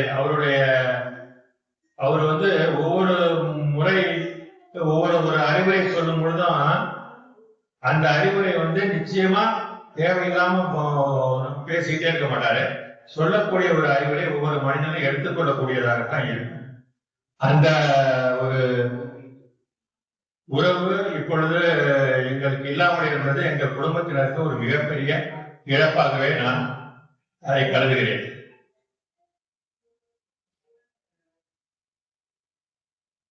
அவ்வளவுதான், எனக்கு தெரிந்த வரைக்கும் பேசிட்டேன். மிக்க நன்றி, வணக்கம். இரண்டு அண்ணன்மார்களுக்கும் அன்பு நண்பர்களுக்கும் உற்றார் உறவினர்களுக்கும் அனைவருக்கும் அன்பான வணக்கம். 1986-87 இருந்து ஐயா கிருஷ்ணா ஐயாவை அறிவேன். பிரதமர் சுந்தரராஜன் அவர்கள் மூலமாக தான் எனக்கு ஐயாவுடைய நெருக்கமாக இருந்தது. தமிழாசிரியர் கழகத்திலே பொறுப்பில் அவர்கள் இருந்திருந்தார்கள். அந்த காலகட்டத்தில் ஆண்டாய்வுக்கு ஒவ்வொரு பள்ளிக்கும் ஒரு மூத்த ஆசிரியர் இருப்பதனாலே வருவார். அப்படி நான் பணியாற்றிய பள்ளிகளுக்கெல்லாம் அவர் வந்திருக்கிறார். கடந்தபடி குளமங்கலம், திருமலையாக்கோட்டை, மேலக்காரடி போன்ற பள்ளிகளில் அப்போது பாடம் நடத்துகிற போது நான் சொல்லுகிற எடுத்துக்காட்டுகளை விட அவர்கள் சொல்லுகிற எடுத்துக்காட்டுகள் இயல்பாக இருக்கும். அதனால நம் அடுத்தடுத்த ஆண்டாய்வுகள் அவரையே நடத்த முடியாமல் சொல்லிவிடுவது. அதன் பிறகு நாங்கள் தொடங்கிய இந்த திருக்குறள் பேரவை சார்பாக நடந்த தொடர் வகுப்புகளுக்கு தொடர்ந்து வர ஆரம்பித்தார். 2006 இருந்து பெசன்ட் நகரில் நடக்கக்கூடிய எல்லா கூட்டங்களுக்கும் வருவார். அது முதல் நாங்கள் நெருக்கமாக இருந்தோம். அவருக்கு பரிசு கொடுக்க வேண்டும் என்கிற ஒரு நிலைக்கு நாங்கள் வந்தபோது அவர்கள் வாழ்க்கை குறிப்பிட இருந்தோம். இப்பொழுது உங்கள் கையில் இருக்கக்கூடிய இந்த வாழ்க்கை குறிப்பு எழுதுவோம்னா, இது 2019 பிப்ரவரி 7-8 தேர்தலில் அவர்களுடைய போட்டி கண்டார். ஒரு 5-6 பக்கத்துக்கு 2 நாள் தொடர்ந்து சென்றார். அவர்கள் கேட்ட வாழ்க்கை ரொம்ப பிடிக்கல, கொடுக்கல. அந்த தர்க்கத்தை பேசுவது அப்படின்னு வேண்டாம், அதெல்லாம் வேண்டாம் அப்படின்னா, இல்லையா நான் ரொம்ப கேட்கிறேன், அதுக்கு மேட்ட சொல்லுங்கன்னா நான் அதை பிடிச்சுக்கிறேன், சரி வாங்க. அது போல போனேன். புத்தகம் முழுவதும் அவரோடு விளையாடு. அடுத்த நாளும் அதே போல. அப்பதான் அவருடைய தோற்றம் பிடிச்சு பாருங்க. இந்த 6-7 பக்கத்துல நான் குறிப்பு வச்சிருந்தேன். உங்களுக்காக சொல்லிக்கிட்ட அவ்வளவு ஒரு பெரிய தமிழ் ஆர்வம், பெரியார் பாவத்தின் மேல் அளவு விழுந்த பற்று, அதே போல அக்காலத்தில் இருக்கக்கூடிய தமிழர்களோட ஒரு தொடர்பு. ஐயா இப்பவே சொன்னீங்களே அப்படின்னு நான் அடிக்கடி பக்கத்துல போய் தங்கவேணா நடப்பாங்க. அவருக்கு ஐயா இப்ப தங்கவேணா எல்லாம் குறிப்பா அவர் கொடுத்துருக்கிறேன். அவங்களால நான் விளக்கமா சொல்ல விரும்புகிறேன். அவர் வர்றதால என்ன ரொம்ப அவங்க பிள்ளைகளை வெற்றியா தெரியாது என்று மட்டும் அவருக்கு பாரு. அவர் சொல்லுவார், கன்சாமி உனக்கு அவருடைய 2 விதத்துல பிடிக்கும். நீ பாவலரா இருந்தாலும் சரி, இளம்பரலா இருந்தாலும் சரி, கருவரமாளா இருந்தாலும் சரி, அல்லது வேறு யாரா இருந்தாலும் எல்லாத்தையுமே இருக்கல. இப்படித்தான் நானும் சின்ன வயசுல இருந்தேன். நானும் இப்படிதான் இருக்கல. இது நல்லது. நல்ல தமிழகத்தை தெரிஞ்சுக்கிறதுக்கு இது ஒரு அடையாளம். அது மட்டும் இல்ல, எங்க போனாலும் என்னுடைய மாணவர்கள் வெளியே பழகுறாங்க, அதை பாக்குறேன். அதுதான் நல்லது. மாணவனை மட்டும் இல்ல, மாணவர்களுடைய பெற்றோர்களையும் படித்த ஒரு அனுப்பிடும். இந்த வகையில இருக்கிற இப்படி வளர்த்துக்க என்று சொன்னார். அதே போல எந்த இடத்துலையும் சரி, கலைவரமானவர்கள் விட்டு கொடுக்க மாட்டார். கலைவரமானவங்க உங்க ஊரு மூத்தவர் தான் ஐயா. ஆனா சொல்றாரு, ஊழப்பா அது ஒரு மாதிரி, கலைவரமா அது மாதிரி அவர் ஒரு மாதிரி. நாங்க அப்படிதான் படிச்சவங்க சாமி. ஆனா எதுவுமே இல்லை, கலைவரம் மாதிரி என்னால நினைவு வச்சுக்க முடியல. பறந்து அங்கங்க விட்டு போகுது. அதுல கலைவரமா ரொம்ப கட்டிக்காதுதான். மனம் திறந்த ஒரு அண்ணன் வந்து நூற்றாண்டு அந்த நிலைவரத்துல ஒரு வார்த்தை சொல்லுகிறான். அப்ப வந்து சொன்னார், அண்ணன் சொல்லும் போது எல்லாருக்கும் அடிக்கடி மறந்து போகணும். அதுபோல கலைவரமானது சில இடத்துல மறந்து போச்சுன்னா முருகா அப்படின்பாரு. அவர் சொன்னது முருகா அப்படின்னு பேச்சு இடையில கலைவரமா சொன்ன உடனே டக்குன்னு வந்து கையில வந்து சொல்லு அப்படின்னு அண்ணன் மனதிற்கு பார்க்கணும். அதே போல தனிப்பாடல் காட்டுல சில சந்தேகங்கள் எல்லாம் கலைவரமானத்தை தான் கேட்கணும் அப்படின்னு சொல்லுவாங்க. இப்படி எல்லாம் தன்னை விட இளையவர்களாக இருந்தாலும், தன்னை வைத்தவர்களாக இருந்தாலும் அவர்களை பாராட்டுகிற பண்பு அது. ஆனால் அதெல்லாம் பார்க்கிற போது, அவருடைய குடும்பத்தை பார்க்கிற போது எல்லாம் அதை விட்டு நழுவி போய்விட்டார்கள். புகழேந்திரன் அவரோடு இருந்து சேர்ந்து இப்பொழுது இந்த தமிழில் நாட்டமுடையவர்களாக இருக்கிறார்கள்.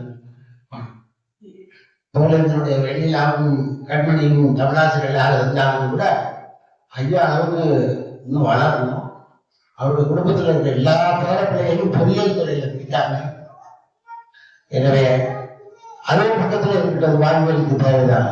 இருந்தாலும் வாய்ப்பு கிடைக்கிற போதெல்லாம் உங்க தாத்தா எப்படி எவ்வளவு வறுமை இருக்கணும், ஆண்டவருடைய பேரு பழகி இந்த தமிழ் வளத்தை அவர்கள் எப்படி வளர்ந்து கொண்டார்கள், தமிழ் நாட்டமுடையவர்களாக சமுதாய பற்றாளராக விளங்கினார்கள். அதுபோல் இன்னொரு விளங்க வேண்டும் என்று சொல்லி இந்த வாழ்க்கை குறிப்பிட்ட திருமணம் ஆழப்பட்டது உரியது. அதை நான் சுருக்கி கொடுத்துருக்கேன். எவ்வளவுலாம் அந்த காலத்திலே இருந்திருக்காரு என்பதை நீங்க தெரிந்து அதற்கு வேறப்ப அந்த செல்வங்கள் எல்லாம் பேரப்பிள்ளைகள் எல்லாம் நீங்கள் உங்களுடைய தாத்தாவுடைய வழியில் நடைபெற்ற வேண்டும் என்று சொல்லி நிறைவாக சொல்லுகிறேன். நான் அவருடைய மறைவு நாளிலே பார்த்திருக்கிற போது நாங்கள் ஒரு 2-3 மணி நேரம் அங்கு இருக்கிற பொழுது உரத்த நாட்டிலிருந்து ஒவ்வொருவராக வந்து கொண்டு இருந்தார். அவரோடு பணியாற்றிய ஆசிரியர் பெருமக்கள் அத்தனை பேரும் வந்தார்கள். எனக்கு ஒரு வகையில பெருமையாக இருந்தது. நான் பல வீடுகளுக்கு உறவினர்கள் கூட்டம் தான் மீதியாக இருக்கும். ஆனால் கிருஷ்ணய்யா மறைந்த நாளன்று ஆசிரியர் என்ற கூட்டம் தான் நிறைந்திருந்தது. மறைந்த நேரத்திலிருந்து அவர் புறப்பட்டு செல்கிற அந்த காலம் வரை எல்லா ஆசிரியர் பெருமாக்களாக நீங்கள் கூடியிருந்தீர்கள். இந்த ஆசிரியர் உறவு எனக்கு பெருமை தந்தது. ஒரு வகையில உள்ளதில்ல. ஐயாவுடைய அந்த தோழமை உணர்வை இணைத்து பெருமை கொள்கிறேன். அவர்களுக்கு நாம் எல்லோரும் சேர்ந்து அஞ்சலி செலுத்தும். நன்றி.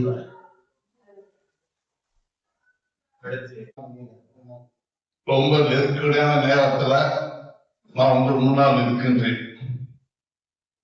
என்னுடைய ஆசான் புலவர் கிருஷ்ணன் அவருடைய மாணவன் என்ற மரியாதையோடு பெருமையோடு உங்கள் முன் நிற்கின்றேன்.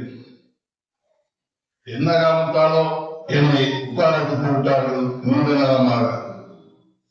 அது எனக்கு வேண்டிய ஒன்று.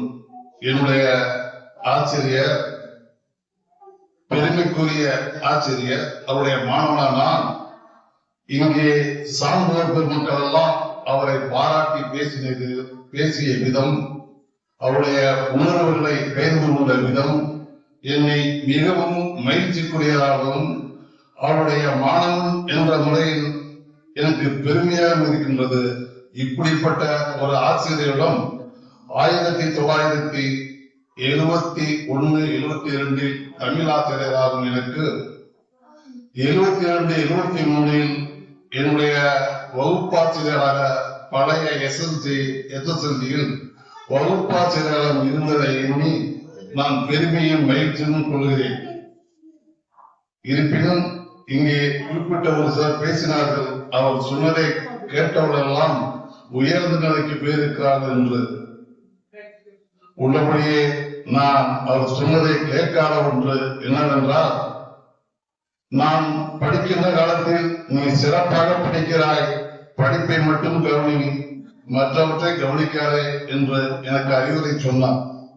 நான் மற்றவற்றை என்று சொல்வது விளையாட்டில் கொஞ்சம் ஆர்வமாக இருந்தேன். விளையாட்டு என்பது ஸ்போர்ட்ஸ் என்றக்கூடிய பள்ளி விளையாட்டிலேயே ஆர்வமாக இருந்தவன் இந்த மாணவன்.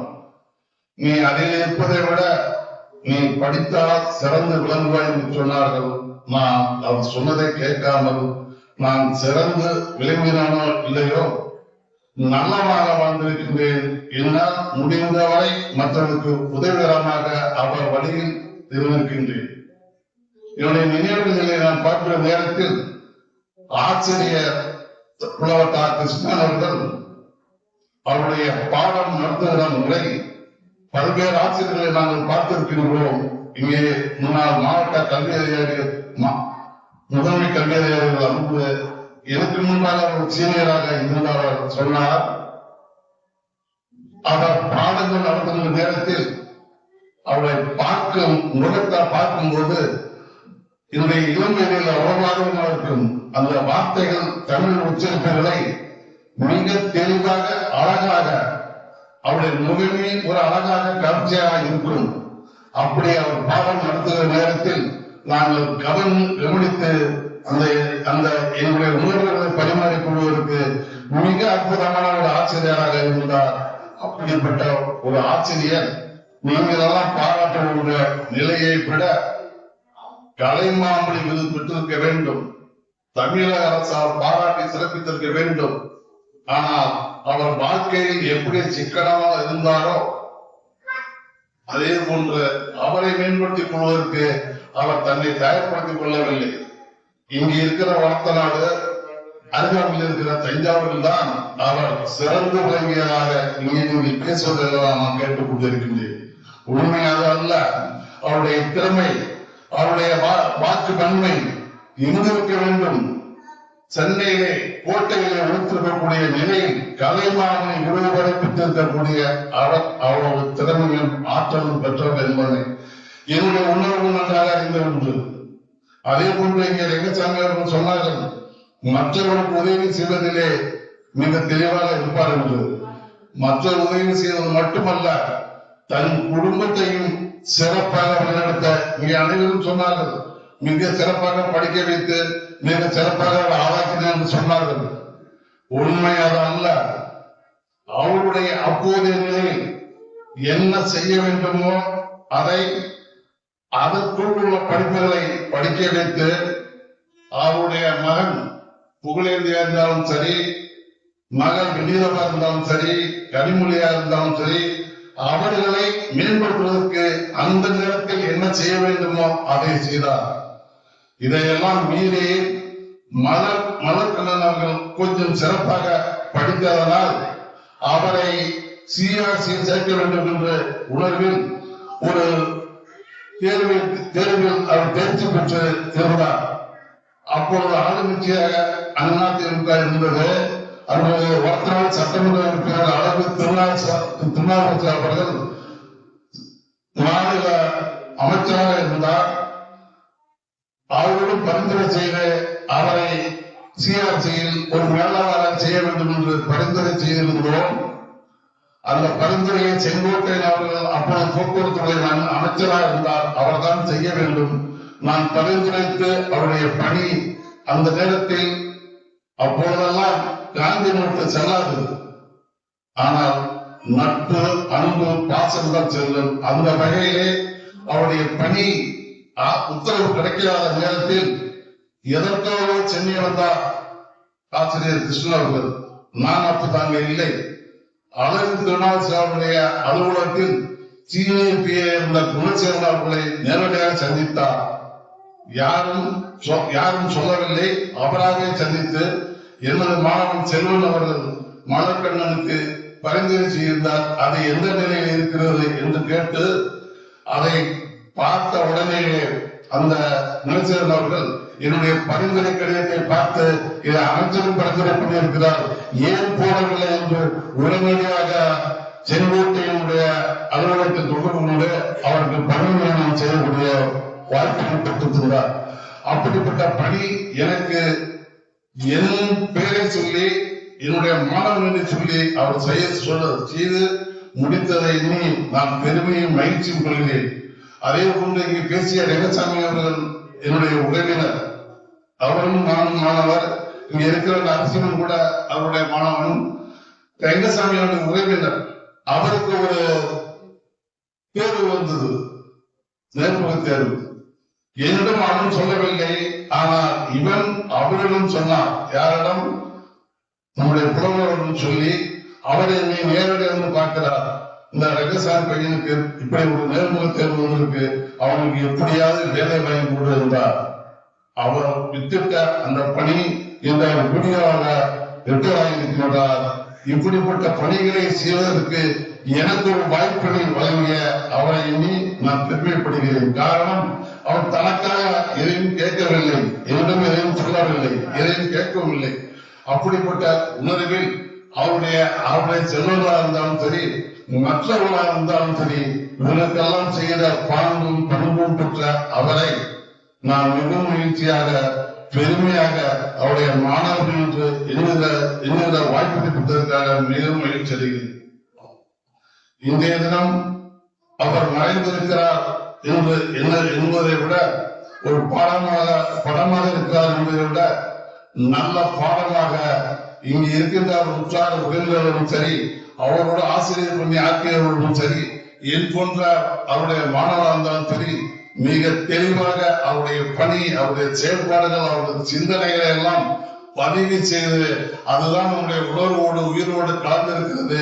எனவே அவர் மறையவில்லை, என்றென்றும் நம்முடைய உணர்வோடு உயிரோடு கலந்திருக்கிறார். அப்படிப்பட்ட அவருடைய இந்த நேரத்தில் என்னுடைய மனைவியும் என்னுடைய மாணவி, எங்கள் குடும்பத்தார் சார்பாகவும் எனது சார்பாகவும் அவருக்கு எனக்கு வீர வணக்கத்தை செலுத்தி நிறைவு செய்தேன். நன்றி, வணக்கம். இன்றைக்கு அனைவரும் பேசிய புலவர் கிருஷ்ணய்யா அவர்களோடு நான் பணியாற்றிய 3 ஆண்டு காலம் மிக இனிமையானது. 1993 ஜூன் 4ஆம் தேதி வர்த்தநாடு ஆண்கள் மேல்நிலைப் பள்ளிக்கு வந்தேன். மிகப்பெரிய பள்ளி, 1500 பேருக்கு மேல் படிக்கக்கூடிய பள்ளி. 3000 பேர் நான் இருந்தபோது, அதுக்கு முன்னாடி 3000 பேருக்கு நான் வந்தப்ப 80 ஆசிரியர்கள், தமிழ்துறைக்கு 3 முதுகலை ஆசிரியர்கள், 6 பட்டதாரி ஆசிரியர்கள். நான் ஆம்பலாப்பட்டு பள்ளியிலிருந்து இங்க வந்தபோது என்னை மிகவும் அச்சுறுத்தினார்கள். ரொம்ப ஜாக்கிரதையா இருக்கு கோபாலகிருஷ்ணன், திறமைகள் எல்லாம் அடக்கி வச்சிருந்தேன். அல்ல பெரிய ஜாம்பவான்கள் பணியாற்றிய பள்ளி, பணியாற்றுகிற பள்ளி என்று சொன்னார்கள். எனக்கு அவ்வளவு அனுபவம் இல்லை என்றாலும் கூட நான் எல்லோருடன் இணங்கி போகக்கூடிய என்ற வகையில மிக அடக்கமாக ஒரு 2 மாத காலம் இருந்தேன். ஐயா அவர்கள் சொன்னது மாதிரி தன்னுடைய புலமையையோ தன்னுடைய திறமையையோ யாரிடமும் வெளிப்படுத்த மாட்டார்கள். புதிதாக அந்த என்னை ஆற்றுப்படுத்தி மாணவர்களை எப்படி நடந்து கொள்ள வேண்டும், ஆசிரியர்கிட்ட எப்படி இருந்துக்கணும் என்றெல்லாம் அவர்கள் அறிவுரை வழங்கினார்கள். அப்போ ஒரு மகிழ்ச்சியாக இருக்கும். அந்த ஸ்டாஃப் ரொம்ப மகிழ்ச்சியாக இருக்கும். முன்னாடி கோவிந்தராஜன் என்று சொல்லுவோம், கோவிந்தராஜன் அவர்கள், பனீர்செல்வம் அவர்கள் முதுகலை ஆசிரியர் இருந்தார்கள். ஒரு 6 பட்டதாரி ஆசிரியர்கள் இருக்கிறதுலே ஜூனியர் மோஸ்ட் நான் தான். அந்த நிலையில் பிறகு இலக்கிய மன்றம் என்ற வகையில வந்தபோது நீங்க செய்ய கோபாலகிருஷ்ணன் என்று எனக்கு பின்னால் இருந்து ஊக்குவித்தார்கள். அதனை முடித்து பார்க்கிறேன். நிறைய நிகழ்ச்சிகளை நடத்துவதற்கு அவர்கள் பின்னால் இருந்து ஊக்குவித்தார்கள். அன்றைக்கு இருந்த டாக்டர் ராஜாராம் பின்னால் மாவட்ட ஆட்சியராக இருந்தார், இப்ப ஜேடிபியா இருந்தார். அவரை அழைத்து நிகழ்ச்சி நடத்தினோம். 1996 ஜூன் மாதம் ஒரு மிகப்பெரிய திருக்குறள் கண்காட்சியை ஒற்றாடு பள்ளியில 2 நாள்கள் மாணவர்களை வைத்து நடத்தினோம். அதன் செல்வம் அவர்களாக இருந்தார்கள். அது ஒரு பெரிய அந்த வளர்த்தநாடு வரலாற்றில் ஒரு புதிய திருப்பத்தை ஏறத்தாழ ஒரு 10,000 மாணவர்கள் அந்த கண்காட்சியை பார்த்து சென்றார்கள். ஆனா ஐயா அவர்கள் அப்படியே அமைதியான காலையில் தான் உட்கார்ந்துருப்பாங்க, பேசுவார்கள் என்று அந்த நிகழ்ச்சி சிறக்கவும் உதவினார்கள். அண்ணன் செல்வம் அவர்களோடு சொன்னார்கள், தனக்காக எதையும் கேட்டுக் கொண்டதில்லை, தன்னோடு யாரெல்லாம் பழகினார்கள் என்பதை வெளிப்படுத்திக் கொண்டதில்லை. அவருடைய மகன் திரு புகழேந்தி அவர்கள் அந்த பள்ளியிலேயே அப்பொழுது இடைநிலை ஆசிரியர், மகள் திருமதி கண்மணி அவர்கள் ஓவிய ஆசிரியர். பிறகுதான் நான் அதை அறிந்து கொண்டேன். திருமதி கண்மணி அவர்கள் ஒரு பணி மாறுவதற்காக அன்றைய சட்டமன்ற உறுப்பினராக இருந்த திரு அண்ணன் உபேதுல்லா அவர்கள் பணிபுரிக்காக வந்திருந்திருக்கிறார்கள். அவர்கள் அந்த கடிதத்தை என்னிடம் கொடுத்தார்கள். பிறகு அன்றைய முதன்மை கல்வியிடம் பெற்று பணிமாறலையும் பெற்றுக் கொடுத்தேன். ஆனா அதுக்கு பிறகு அவர்கள் திருமதி கண்மணி அவர்கள் என்ன சண்டைப்பட்டார்கள். எங்க அம்மாவும் எம்எல்ஏவும் வகுப்பு தோழர்கள், உங்களுக்கு இந்த இடம்லாம் வாங்கி கொடுக்க முடியுதா, தஞ்சாவூர் வாங்கி கொடுக்க முடியுதையா என்றெல்லாம் சொன்னார்கள். நான் அப்போது கூட கிருஷ்ணய்யா அவர்கள் என்னிடம், தம்பி கோபால் இது மாதிரி கண்மணி கேட்டு கொஞ்சம் வாங்கி கொடுப்பேன்னு சொன்னதே இல்லை. அப்படி ஒரு அடக்கமும் எளிமையும் தன்னுடைய ஆழங்காற்பட்ட தமிழகத்தை எந்த இடத்திலே வெளிப்படுத்த வேண்டுமோ அந்த இடத்திலே வெளிப்படுத்தக்கூடிய ஐயா அவர்களை நினைந்து போற்றுகின்றேன். அடுத்து நிறைவாக தமிழ்கடல் ஐயா கலியகுமார் அவர்கள் நினைவுகிறார். வானும் புகையார என்னறிய தாயார் இழைப்பார பண்ணும் அயன் கையாரவும் அடியேன் காலாரவும் கண்பார் ஐயா திருவையாரா. அன்பார்ந்த மேடையிலே வைத்திருக்கக்கூடிய சான்றோர்களே, எதிரே அமர்ந்திருக்கக்கூடிய உற்றார் உறவினர் நண்பர்கள், அவருடைய மாணவர்கள் அத்தனை பேருக்கும் என்னுடைய வணக்கத்தை தெரிவித்துக் கொள்கிறேன். புலவர் கா கிருட்டினர், புலவர் என்ற பதத்திற்கு படிச்சவன்லாம் புலவன் இல்ல, புலமை உடையவன் தான் புலவன். பொய்யாமொழி புலவர் அப்படின்னு ஒரு புலவர் இருந்தார். அவரை எல்லாரும் புலவரே புலவரேன்னு சொல்லி கூப்பிட்டாங்க. அப்ப அவர் சொன்னாரு, அறம் உரைத்தானும் புலவன், முப்பால் திறமுறைத்தானும் புலவன், குறுமுனிதானும் புலவன், தரணி பொறுக்குமோ நானும் புலவன் என்ற கால். அப்படி என்று புகழேந்தி புலவர் பாடினார். இந்த வேதத்துக்கு முதல்வனாகிய பிரம்மாவுக்கும் பிரம்மன் புலவன் என்ற பெயர் உண்டு. முப்பால் திருக்குறளை எழுதிய வள்ளுவருக்கும் புலவர் என்ற பெயர் உண்டு. குட்டை முனியாகிய அகத்திய முனிவனுக்கும் புலவன் என்ற பெயர் உண்டு. இவர்கள் தான் புலவர்கள். என்ன போய் புலவர்கள் சொல்றீங்களே, இது உலகத்துக்கே அடுக்குமா, அநியாயம் அப்படி என்று சொன்னதாக ஒரு தனிப்பாடல் ஒன்று உண்டு. வள்ளுவருடைய திருக்குறளினுடைய பெருமையை உணர்ந்த 52 சங்ககால சார்ந்தவர்களாக விளங்கிய புலவர்கள் வள்ளுவருக்கு திருவள்ளுவ மாலை என்ற ஒரு பெரிய மாலையே தொடுத்திருந்தார்கள். அந்த பாடலிலே ஒரு பாடல், புலவர் திருவள்ளுவரன்றி மண்மேல் சிலவர் புலவர் என்று செப்பல் நிலவில் பிறங்கிருள் மாலைக்கும் பேர்மாலை கரங்கு இருள் மாலைக்கும் மாலை அப்படி என்று ஒரு புலவர் பாடினார். என்ன அதுக்கு பொருள்னா, புலவன்னு சொன்னா திருவள்ளுவன் தானே தவிர மற்றபடி மற்றவர்களை பார்த்து புலவன் என்று சொல்லுவது ஒவ்வொரு நாளும் மாலை பொழுது வருகிறது. அந்த மாலை பொழுதில் பௌர்ணமி அன்றைக்கு முன்னால் வருவதும் மாலை, அமாவாசைக்கு முன்னாடி வர்றதும் மாலையா. அந்த மாதிரி புலவரை வள்ளுவரை பற்றி அவர்கள் சொல்லுவார்கள். ஔவையார் சொன்னார், ஆத்த சபை 101 1001 புலவர் வார்த்தை 10,000 புத்தமலர் தண்டாமரை தெருவே தாதா கோடிக்கு ஒருவர் என்று ஔவையார் ஒரு பாடல் பாடினார். மேடையிலே வந்து பேசக்கூடியவர்கள் எல்லாம் பெரிய பேச்சாளர்கள் அல்ல. அந்த மாதிரி பேசுறவர்கள 100ல் ஒருத்தன் தான் சிறந்த பேச்சாளன். அவனுக்குத்தான் பெயர் சொல்லின் செல்வன். அந்த சொல்லின் செல்வம் என்ற அந்த பதத்திற்கு கம்பநாட்டாழ்வார் சொல்வார், அனுமனை பார்த்து யார்கள் சொல்லின் செல்வன் என்று கம்பநாட்டாழ்வார் அனுமனை பார்த்து ராமன் சொன்னதாக ஒரு பாடல் ஒன்று உண்டு. அதை போல ஆர்த்த சபை 101 1001 புலவர். 1000 பேரும் புலவர் படிச்சாலும் ஒருத்தன் தான் நெசமான புலவன்.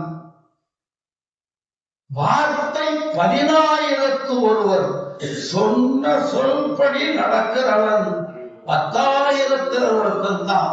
வாய்ப்புள்ளாத இல்லை. புத்தமலர் தண்டாமரை தெருவே தாதா கோடிக்கு ஒருவர். வள்ளல் தாதா என்றால் வள்ளல் அர்த்தம். பேட்ட தாதா இல்லை, சண்டியர் இல்லை. தாதா என்றால் வருகிறவர்கள் புரவலராக இருந்தாலும் சரி, இரவலராக இருந்தாலும் சரி, அவரை பார்த்து தா தா என்று கேட்பதனால அப்பேற்பட்ட வள்ளல். அவன் கோடியில ஒருத்தன், மேடையில பேசுறதுக்கு 100ல் ஒருத்தன், புலவனா வர்றதுக்கு 1000ல் ஒருத்தன், சொன்ன சொல்படி நடப்பதற்கு 10,000ல் ஒருத்தன், வள்ளலாக விளங்குவதற்கு கோடியில் ஒருவன் என்று தமிழ் மூதாட்டி ஔவையார் அவர்கள் பாடினார்கள். அதை போல எல்லாரும் புலவர்கள். ஐயா கிருஷ்ணன் அவர்களும் புலவர்கள். நினைத்து பார்க்கிறேன், வியந்து போகிறேன். அப்பேற்பட்ட புலமை உடையவர் எப்போதும் தமிழ் சிந்தனையாகவே வாழ்ந்தார். நல்ல மனைவி, நல்ல பிள்ளை, நல்ல குடும்பம், தெய்வீகம் என்று கண்ணதாசன் ஒரு திரைப்படத்துக்கு பாட்டு எழுதினார். அந்த பாடல் வரிகளுக்கு அச்சரம் பிசகாமல் அப்படியே பொருத்தமாக வரக்கூடிய குடும்பத்தை நடத்தியவர் ஐயா புலவர் கிருட்டிணன் அவர்கள். அப்பேற்பட்ட வள்ளலை புகழ வேண்டும் என்றால் புறநானூற்றிலே நம்பி நெடுஞ்செழியன் என்ற ஒரு புலவன், ஒரு மன்னன் வாழ்ந்தான். அவன் இயற்கையினுடைய கோணல் புத்தி என்று சொன்னாரே, அதை போல இயற்கையினுடைய கோணல் புத்தியால் இயற்கை அடைந்தான், மரணம் அடைந்தான். எல்லாரும் மரணம் அடையக்கூடியவர்கள் தான். செத்தாரை சாவார் சுமந்து என்று பட்டினத்தடிகள் பாடியதை போல ஒருத்தன் செத்து போயிடுவான், அவனை தூக்கிட்டு போறவங்க எல்லாரும் வருத்தப்படுவாங்க. இல்ல, நீ உனக்கும் ஒரு காலத்துல வருத்தப்படக்கூடிய நிலைமை ஆகும் என்று சொல்வதை போல ஐயா அந்த நம்பி நெடுஞ்செழியன் மாண்டான். அவனுடைய சபையில பல புலவர்கள் அவரால் உதவி பெற்றவர்கள், அவரால் சிறப்பு பெற்றவர்கள், அவருடைய கொடைக்கு ஆளானவர்கள் அத்தனை பேர் வந்து இரங்கல் கவிதை எழுதினார்கள். அதிலே ஒரு புலவன் பெயர் பேரெயில் முழுவதா அப்படி என்று பெயர். அவர் பாடினார் ஒரு பாடல். தொடிவுடைய தோல் மணந்தனன், கடிகாவில் பூச்சூடினன், தன் கமழும் சாந்து நீவினன், செற்றோரை வழிதவுத்தனன், நட்டோரை உயர்வு கூறினன், இரவலர் என இறந்திலன், புறவலன் என புகழ்ந்திலன், இறந்தார்க்கு மறுப்பறியலன், நெடுந்தெருவில் தேர் வழங்கினன், கடும் பரிய மாக்கடவினன், பான் ஓப்ப பசி தீர்த்தனன். அண்ணான் ஒருவன் அவனை இடுக என்றோ சுடுக என்றோ படு வழிபடுக அப்புகழ்வையோன் தலையே என்று அவர் பாடினார். அதை போல அந்த புறநானூற்று பாடலிலே எத்தனை நன் தொடிவுடைய தோல் மணந்தனன், கடிகாவில் பூச்சூடினன், செற்றோரை வழி தவுத்தனன், நட்டோரை உயர்வு கூறினன், பாணுவப்ப பசி தீர்த்தனன், நெடுந்தெருவில் தேர் வழங்கினன் என்று எத்தனை நன் வருகிறதோ அத்தனை நன்னையும் செய்த ஒரு பெருந்தகைதான் அங்கே இருக்கிறார். முருகா, அவரை நினைத்தால் அவர் இறந்து போவதற்கு முன்னால் மாலையில ஒரு நாள் என்னுடைய கைபேசி ஒலித்தது. எடுத்த கலிமன்றம் தானே அப்படின்னு. ஆமாங்கய்யா. ஒரு சந்தேகம், என்னையா அது உங்களுக்கு சந்தேகமா அப்படி என்று நான் கேட்டேன். என்னையா சந்தேகம் அப்படின்னு கேட்டார். தேவர்களுக்கும் அசுரர்களுக்கும் அமைச்சு பூண்ட வியாழ வெள்ளிகளது அமைச்சுத்தன்மையை கூறுகின்றார் ஆதலின் அப்படின்னு ஒரு தொடர் ஒன்று வருதியா. நான் என் சின்ன பையன் வீட்டு மாடியில படுத்திருக்கிறேன். நேரத்துக்கு சாப்பாடு வந்துருது, நல்லா சாப்பிட்டு படுத்திருக்கேன். அப்படி இருக்கும்போது நான் படித்தவையெல்லாம் ஒன்றன் பின் ஒன்றாக தொடர்ச்சியாக வருகிறது. அவையெல்லாம் படிப்பது பெரிதல்ல, மனதிற்குள் கொண்டு வருவது பெரிதல்ல. அது எந்த நேரத்தில் நினைக்கிறோமோ அந்த நேரத்தில் நமக்கு வர வேண்டும்.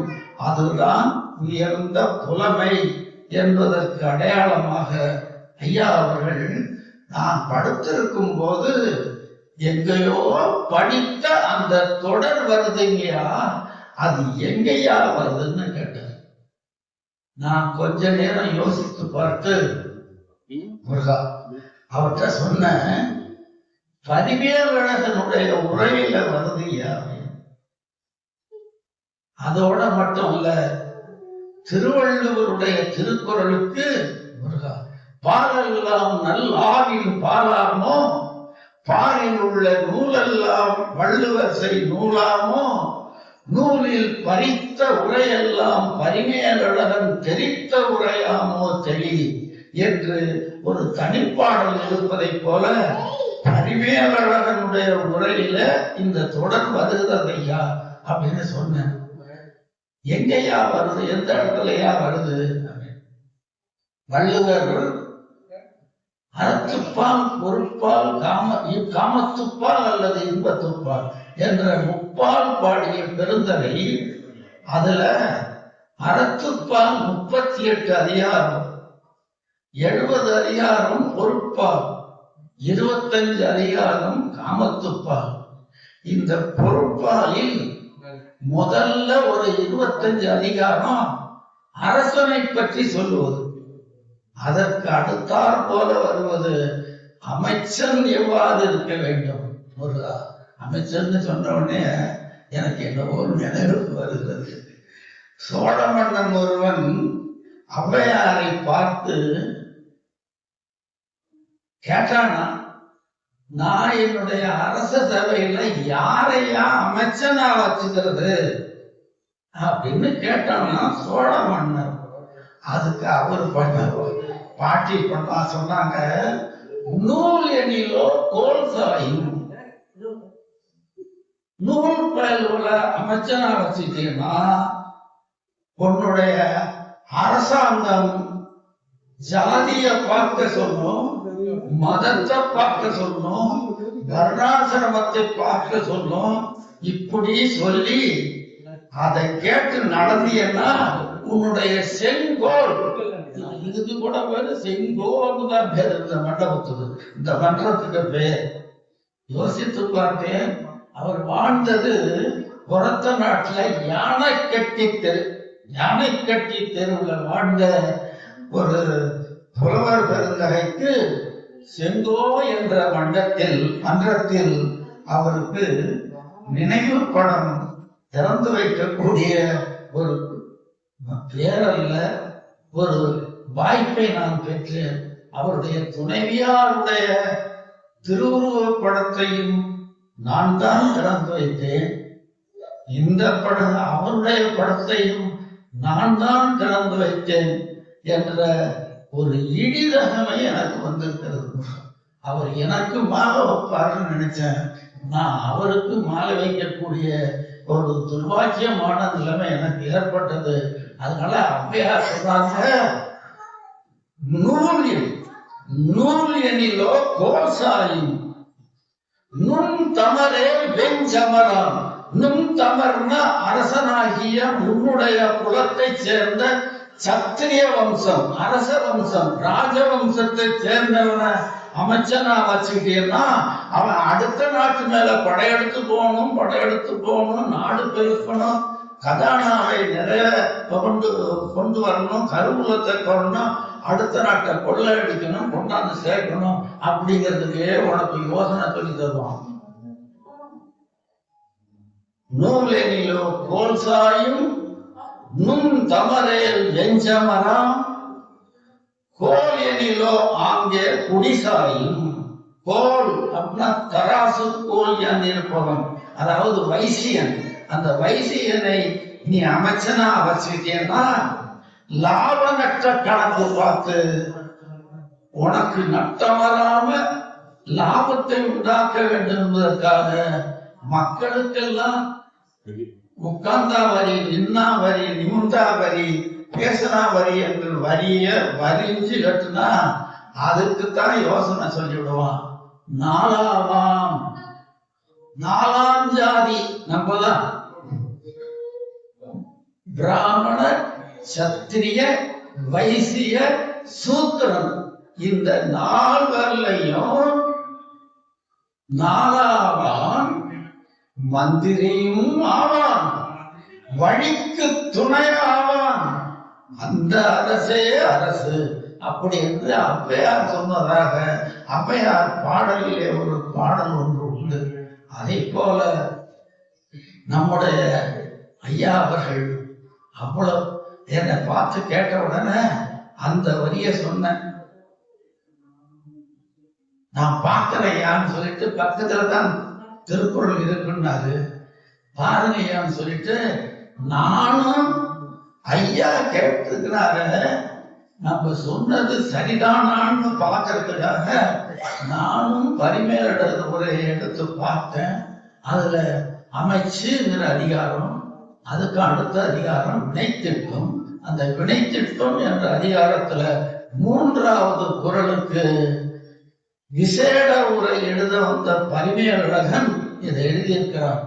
தேவர்க்கும் அசுரர்க்கும் அமைச்சு கொண்ட வியாழ வெள்ளிகளது.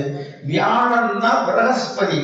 பிரகஸ்பதி என்பதுதான் என்பவன் தான் தேவர்களுக்கு குரு. அவன் தான் நம்ம வியாழ பகவான். குரு குரு குரு சொல்றோம்ல, அந்த குரு ஞான குரு, அரண்மனை குரு, அந்த ஒரு ராஜ குரு தான் இல்ல, அந்த குரு அவர் அசுரர்களுக்கு ஒரு குரு ஒருத்தன் தான். அவன் பேரு தான் வெள்ளி. வெள்ளிக்கு வேறொரு பேர் தான் சுக்கிரன். அவன் தான் சுக்கராச்சாரி.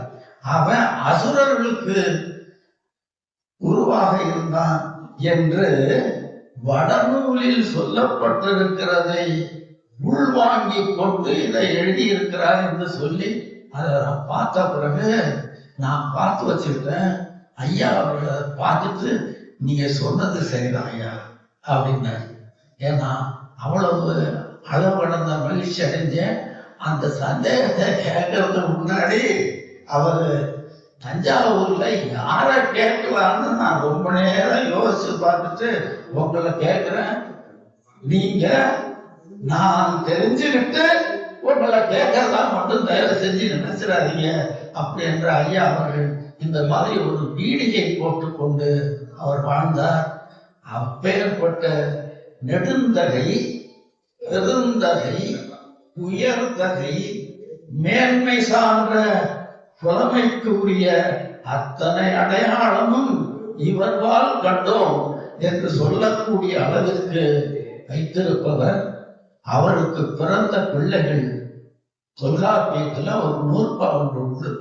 தந்தையை ஒப்பர் மக்கள் என்பதனால் அந்தமில் இன்பத்து மகப்படிக்கிறங்களும் என்று தொல்காப்பியர் ஒரு நூற்பா ஒன்று எழுதியிருக்கிறார்.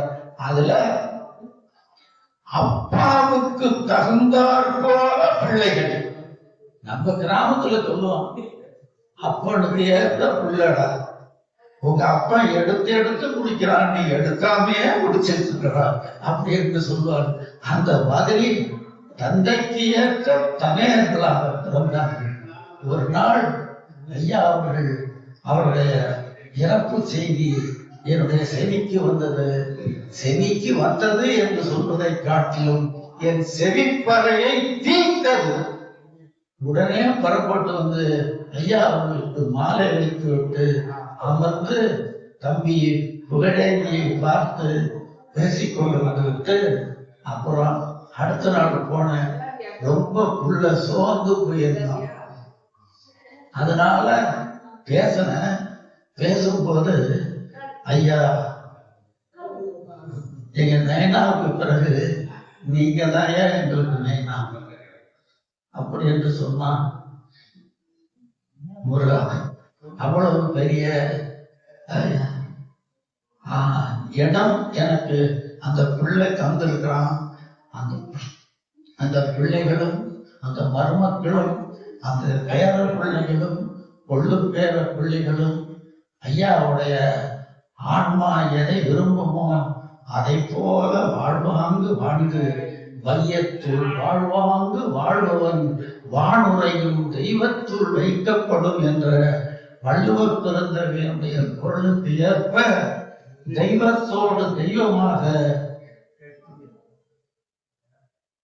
நடமாடும் கோயிலாக இருந்த ஐயா கிருஷ்ணன் அவர்கள் இன்று படமாடும் தெய்வமாக இருக்கிறார். அவர் வாழும்போது எல்லாருக்கும் பாடம் சொன்னார். இப்போது அவருடைய படம் நமக்கு பாடம் சொல்லுகிறது. எத்தனை பிள்ளைகள், அவர் பெற்ற பிள்ளைகளை தவிர வளர்த்த பிள்ளைகள், ஞான குழந்தைகள் எத்தனை பேர் அவருடைய இழப்புக்கு வருந்தினார்கள் என்பதை நான் இருந்தபடியே கேட்டுக்கொண்டிருந்தேன். நல்ல வாழ்வு, நிறை வாழ்வு வாழ்ந்த ஒரு பெரிய சான்றோனுடைய திருவுருவப் படத்தை திறந்து வைக்கக்கூடிய ஒரு நல்வாய்ப்போ கெட்ட வாய்ப்போ அது நான் பெற்றேன். அதுவும் ஐயா சண்முகசுந்தரம் அவர்களுடைய தலைமையில இந்த படத்தை திறந்து வைத்தேன்.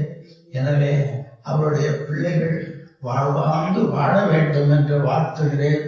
உற்றார் உறவினர்கள் அத்தனை பேரும் அவர் காட்டிய வழியில் சென்று அதுதான் நாம் வாழ்வதற்கு ஏற்ற வழி என்பதை தெரிந்து கொண்டு அவர் வாழ்க்கையை நீங்கள் அத்தனை பேரும் பணம் என்று கருதாமல் பாடம் என்று கருதி பிள்ளைகளை நீங்கள் பெற்று வளர்த்து பேரிட்டு வளர்த்து சிறப்பாக வாழ வைக்க வேண்டும் என்று உங்களை கேட்டுக்கொண்டு ஐயா அவருடைய ஆன்மா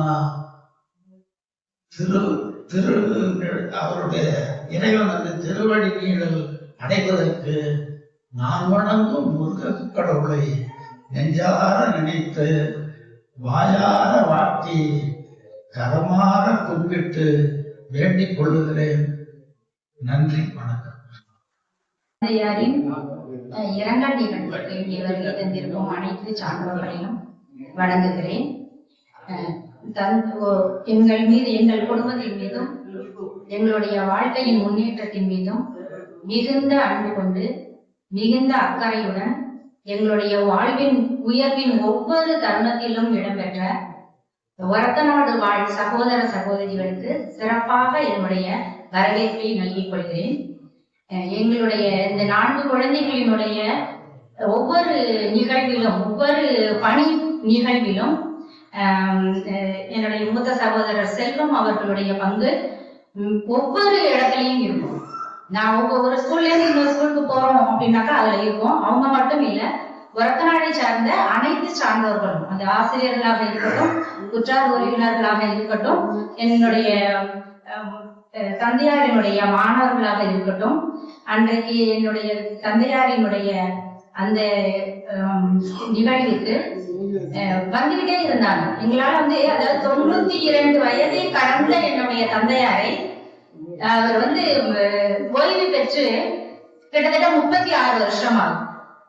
36 வருஷம் கழிச்சு தன்னுடைய ஆசானை, தன்னுடைய ஆசிரியரை, தன்னுடைய தோழர்களை, தான் சேர்ந்து பணிபுரிந்த ஆசிரியர்கள், ஓய்வு பெற்ற ஒருத்தரை 36 வருஷம் நினைவில் வச்சுக்கிட்டு இருந்து அது ஒவ்வொருத்தருக்கும் அந்த செய்தியை பரிமாறி எல்லாரும் தன்னுடைய இறுதி அஞ்சலியை செலுத்துவதற்கு அந்தந்த இடத்துல இருக்கக்கூடிய என்னுடைய நண்பர்களும் என்னுடைய மூத்த சகோதரர்களும் உதவினார்கள் அப்படிங்கிறத கேட்டா, அப்பொழுதுதான் என்னுடைய தந்தையாரினுடைய பெருமை எங்களுக்கு தெரியுது. என்ன அப்படின்னாக்கா, இறந்து போன பிறகு அவர்களுடைய பின்னாடியே கொஞ்சம் தூரம் போனா அவர்களை பற்றி எல்லா நிகழ்வுகளையும் தெரிஞ்சுக்கலாம் அப்படின்னு சாதாரணமா சொல்லுவாங்க. வாழும்போது வாழ்த்துவாங்க எல்லாருமே. 36 ஆண்டுகள் ஆயிடுச்சு ஓய்வு பெற்று. இனி நாம் அவருக்கு போய் அஞ்சலி செலுத்தி என்ன ஆக போகுது அப்படிங்கிற நினைவு இல்லாமல் அந்த நிகழ்வுல கட்டாயமாக நாம கலந்து கொள்ள வேண்டும் அப்படின்னு அவ்வளவு ஆசிரியர்களும் அத்தனை சகோதர சகோதரிகளும் உற்றார் உறவினர்களும் வந்திருந்தார்கள். அதற்கு எனது நன்றியை தெரிவித்துக் கொள்கிறேன். என்னுடைய தந்தையாருக்கு நல்ல ஒரு அங்கீகாரத்தை ஒரத்தநாடு மண்ணு கொடுத்துச்சு. ஒரத்தநாடு மண்ணு அவர் பிறந்து வளர்ந்த மண்ணு. பாரம்பரியமாக அவர் அந்த ஒரத்தநாட்டுல இருந்திருக்கிறாங்க. அவருக்கு பின்புலத்துல திராவிட கழக இயக்கங்கள் இருந்தது. பெரியார் மீட்டிங் நடந்துச்சு, இல்ல கூட்டங்கள் நடந்துச்சு அப்படின்னாக்கா தவறாமல் பெரியார் பக்கம் போய் அமர்ந்து பக்கத்துல அவர் என்ன சொல்றாரோ அதை கேட்பாங்க. நானும் என்னுடைய தந்தையாருடன் 2 தடவை பெரியாருடைய மீட்டிங்கு போயிருக்கேன். பெரியார் பக்கத்துல உட்கார்ந்து அந்த சொற்பொழிவை கேட்டிருக்கேன். ஆனா அதை புரிஞ்சு கொள்றது, அதை உள்வாங்கிக்கிற வயது கிடையாது. 5 வயது 6 வயது இருக்கும், அவ்வளவுதான். இப்ப ஒரத்தநாட்டில் எங்க அப்பா வாழ்ந்த வாழ்க்கைக்கு பின்னால ஒரு நல்ல தமிழ் பற்று மிக்க சார்ந்தவர்களும், நல்ல ஒரு கழக தலைவர்களும், திராவிட இயக்கங்களும் அவருக்கு பெருமையை சேர்த்து கொடுத்தது. அதே போல தஞ்சாவூர் வந்த பிறகு இந்த இவங்க அகத்தியர் ஆலயம் மேற்கொண்டு தமிழ் மன்றங்களும் இருந்து அவங்களுக்கு மிகப்பெரிய அவங்கள்ட்ட இருக்கக்கூடிய திறமைகளை வெளிக்கொண்டுட்டு வந்தது. அதாவது ஒற்றாக இருக்கிற வரைக்கும் கட்சி ரீதியாக நாங்களாம் சின்ன பிள்ளையா இருக்கும்போது அவங்க சீர்திருத்த திருமணங்களை செய்து வைப்பதற்காக போவாங்க.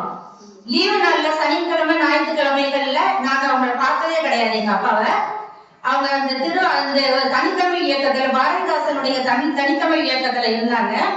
அந்த தமிழ் இயக்கத்துக்கு சார்ந்த கூட்டங்களுக்கு போவாங்க. அதை தவிர வந்து இது போன்ற சீர்திருத்த திருமணங்களை செய்து கொடுப்பதற்காக போவாங்க.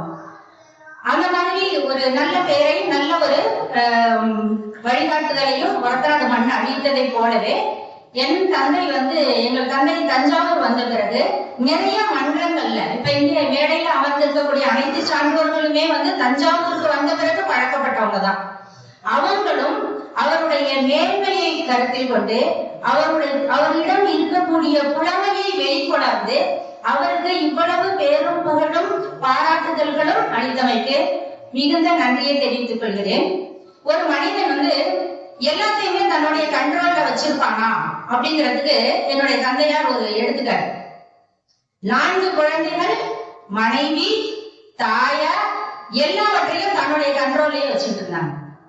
அதே போல இப்ப தன்னுடைய இறுதி காலத்துல அவங்க சொல்றாங்க, நான் யாருக்கும் தொந்தரவு கொடுக்காம போயிடணுமா அப்படின்னு.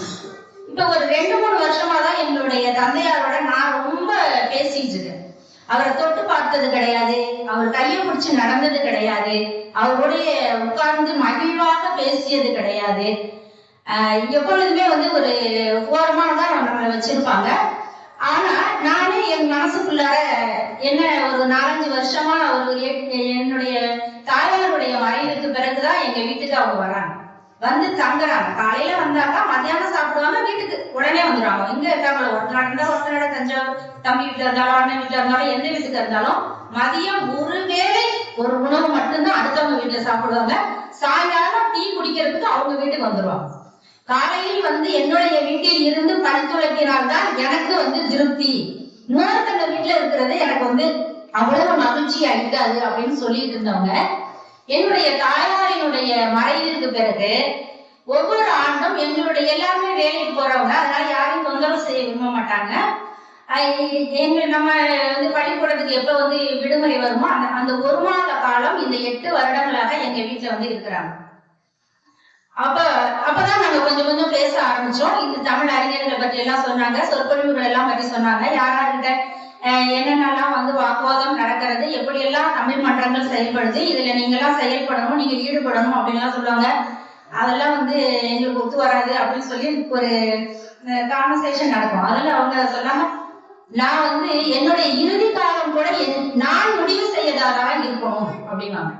அப்ப அவர் இறப்பதற்கு 2 நாளைக்கு முன்னாடி எனக்கும் அவங்களுக்கும் ஒரு வாக்குவாதம் நடக்குது. நான் எப்படி நினைக்கிறேன்னா அப்படிதாம்மா நான் சாவேன் அப்படின்னு.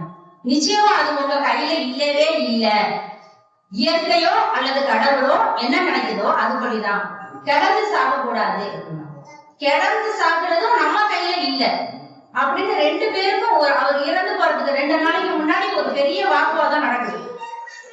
ஆனால் நடந்தது என்ன அப்படின்னா, அவர் இறந்து போறதுக்கு காலையில 7 மணிக்கு எழுந்தாங்க. 6 மணிக்கு எந்திரிச்சிருவாங்க. கொஞ்சம் தூரம் எங்க தெருவுல மட்டும் வாக்கிங் போயிட்டு வருவாங்க.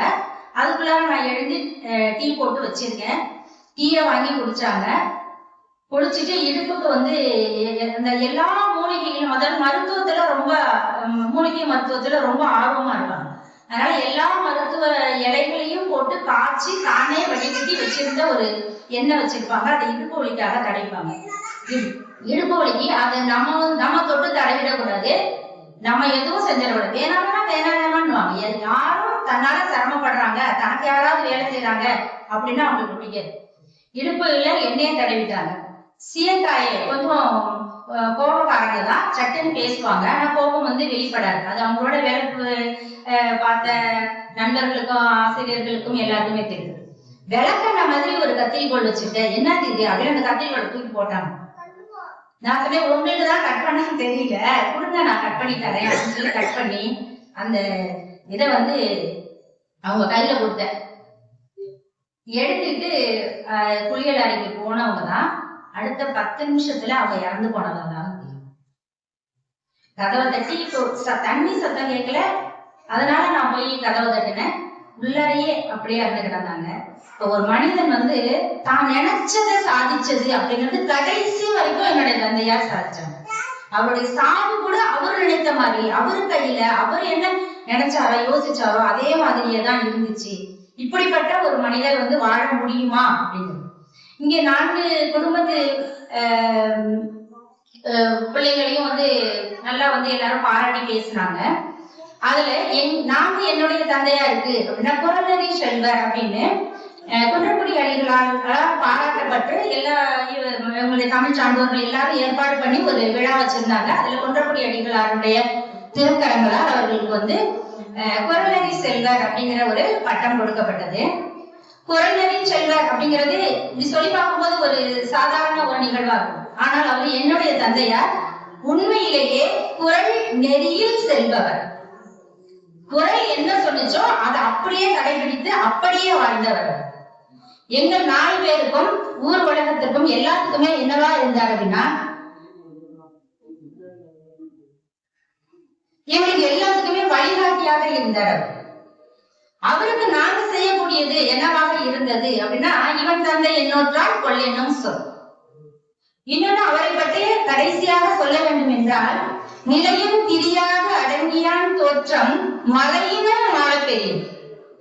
எந்த சந்தர்ப்பத்திலையும் எந்த வளர்ச்சியிலையும் எந்த புகழாலையும் அவருடைய குணத்தை மாற்றவே முடியாது. அவருக்கென்று என்ன ஒரு குணம் இருந்துச்சோ, அவர் ஏழையாக இருக்கும் போது, வசதி இல்லாம இருக்கும் போது, எந்த ஆதரவும் இல்லாம இருக்கும் போது அவர் என்ன நிலைமையில இருந்தாரோ அதே நிலைமையிலேதான் 92 வயதுல பேரும் புகழும் பெற்று செல்வங்களை எல்லாம் சேர்த்து ரொம்ப பெரிய செல்வந்தராக அவர் இப்ப இன்றைக்கு மறைந்திருக்கிறார் என்றால், அதுவரையில தன்னுடைய நிலையில் இருந்து தெரியாமல் இருந்து அவரை வாழ்வாங்க வாழ்ந்து எங்களை வாழ்த்துகிறார் அப்படின்னு தான் நினைக்கிறேன்னா. அதனால இந்த இரங்கல் நிகழ்வுக்கு வருகை தந்திருக்கும் அனைத்து சான்றோர்களுக்கும் எனது நன்றியையும் வணக்கத்தையும் தெரிவிக்கிறேன்.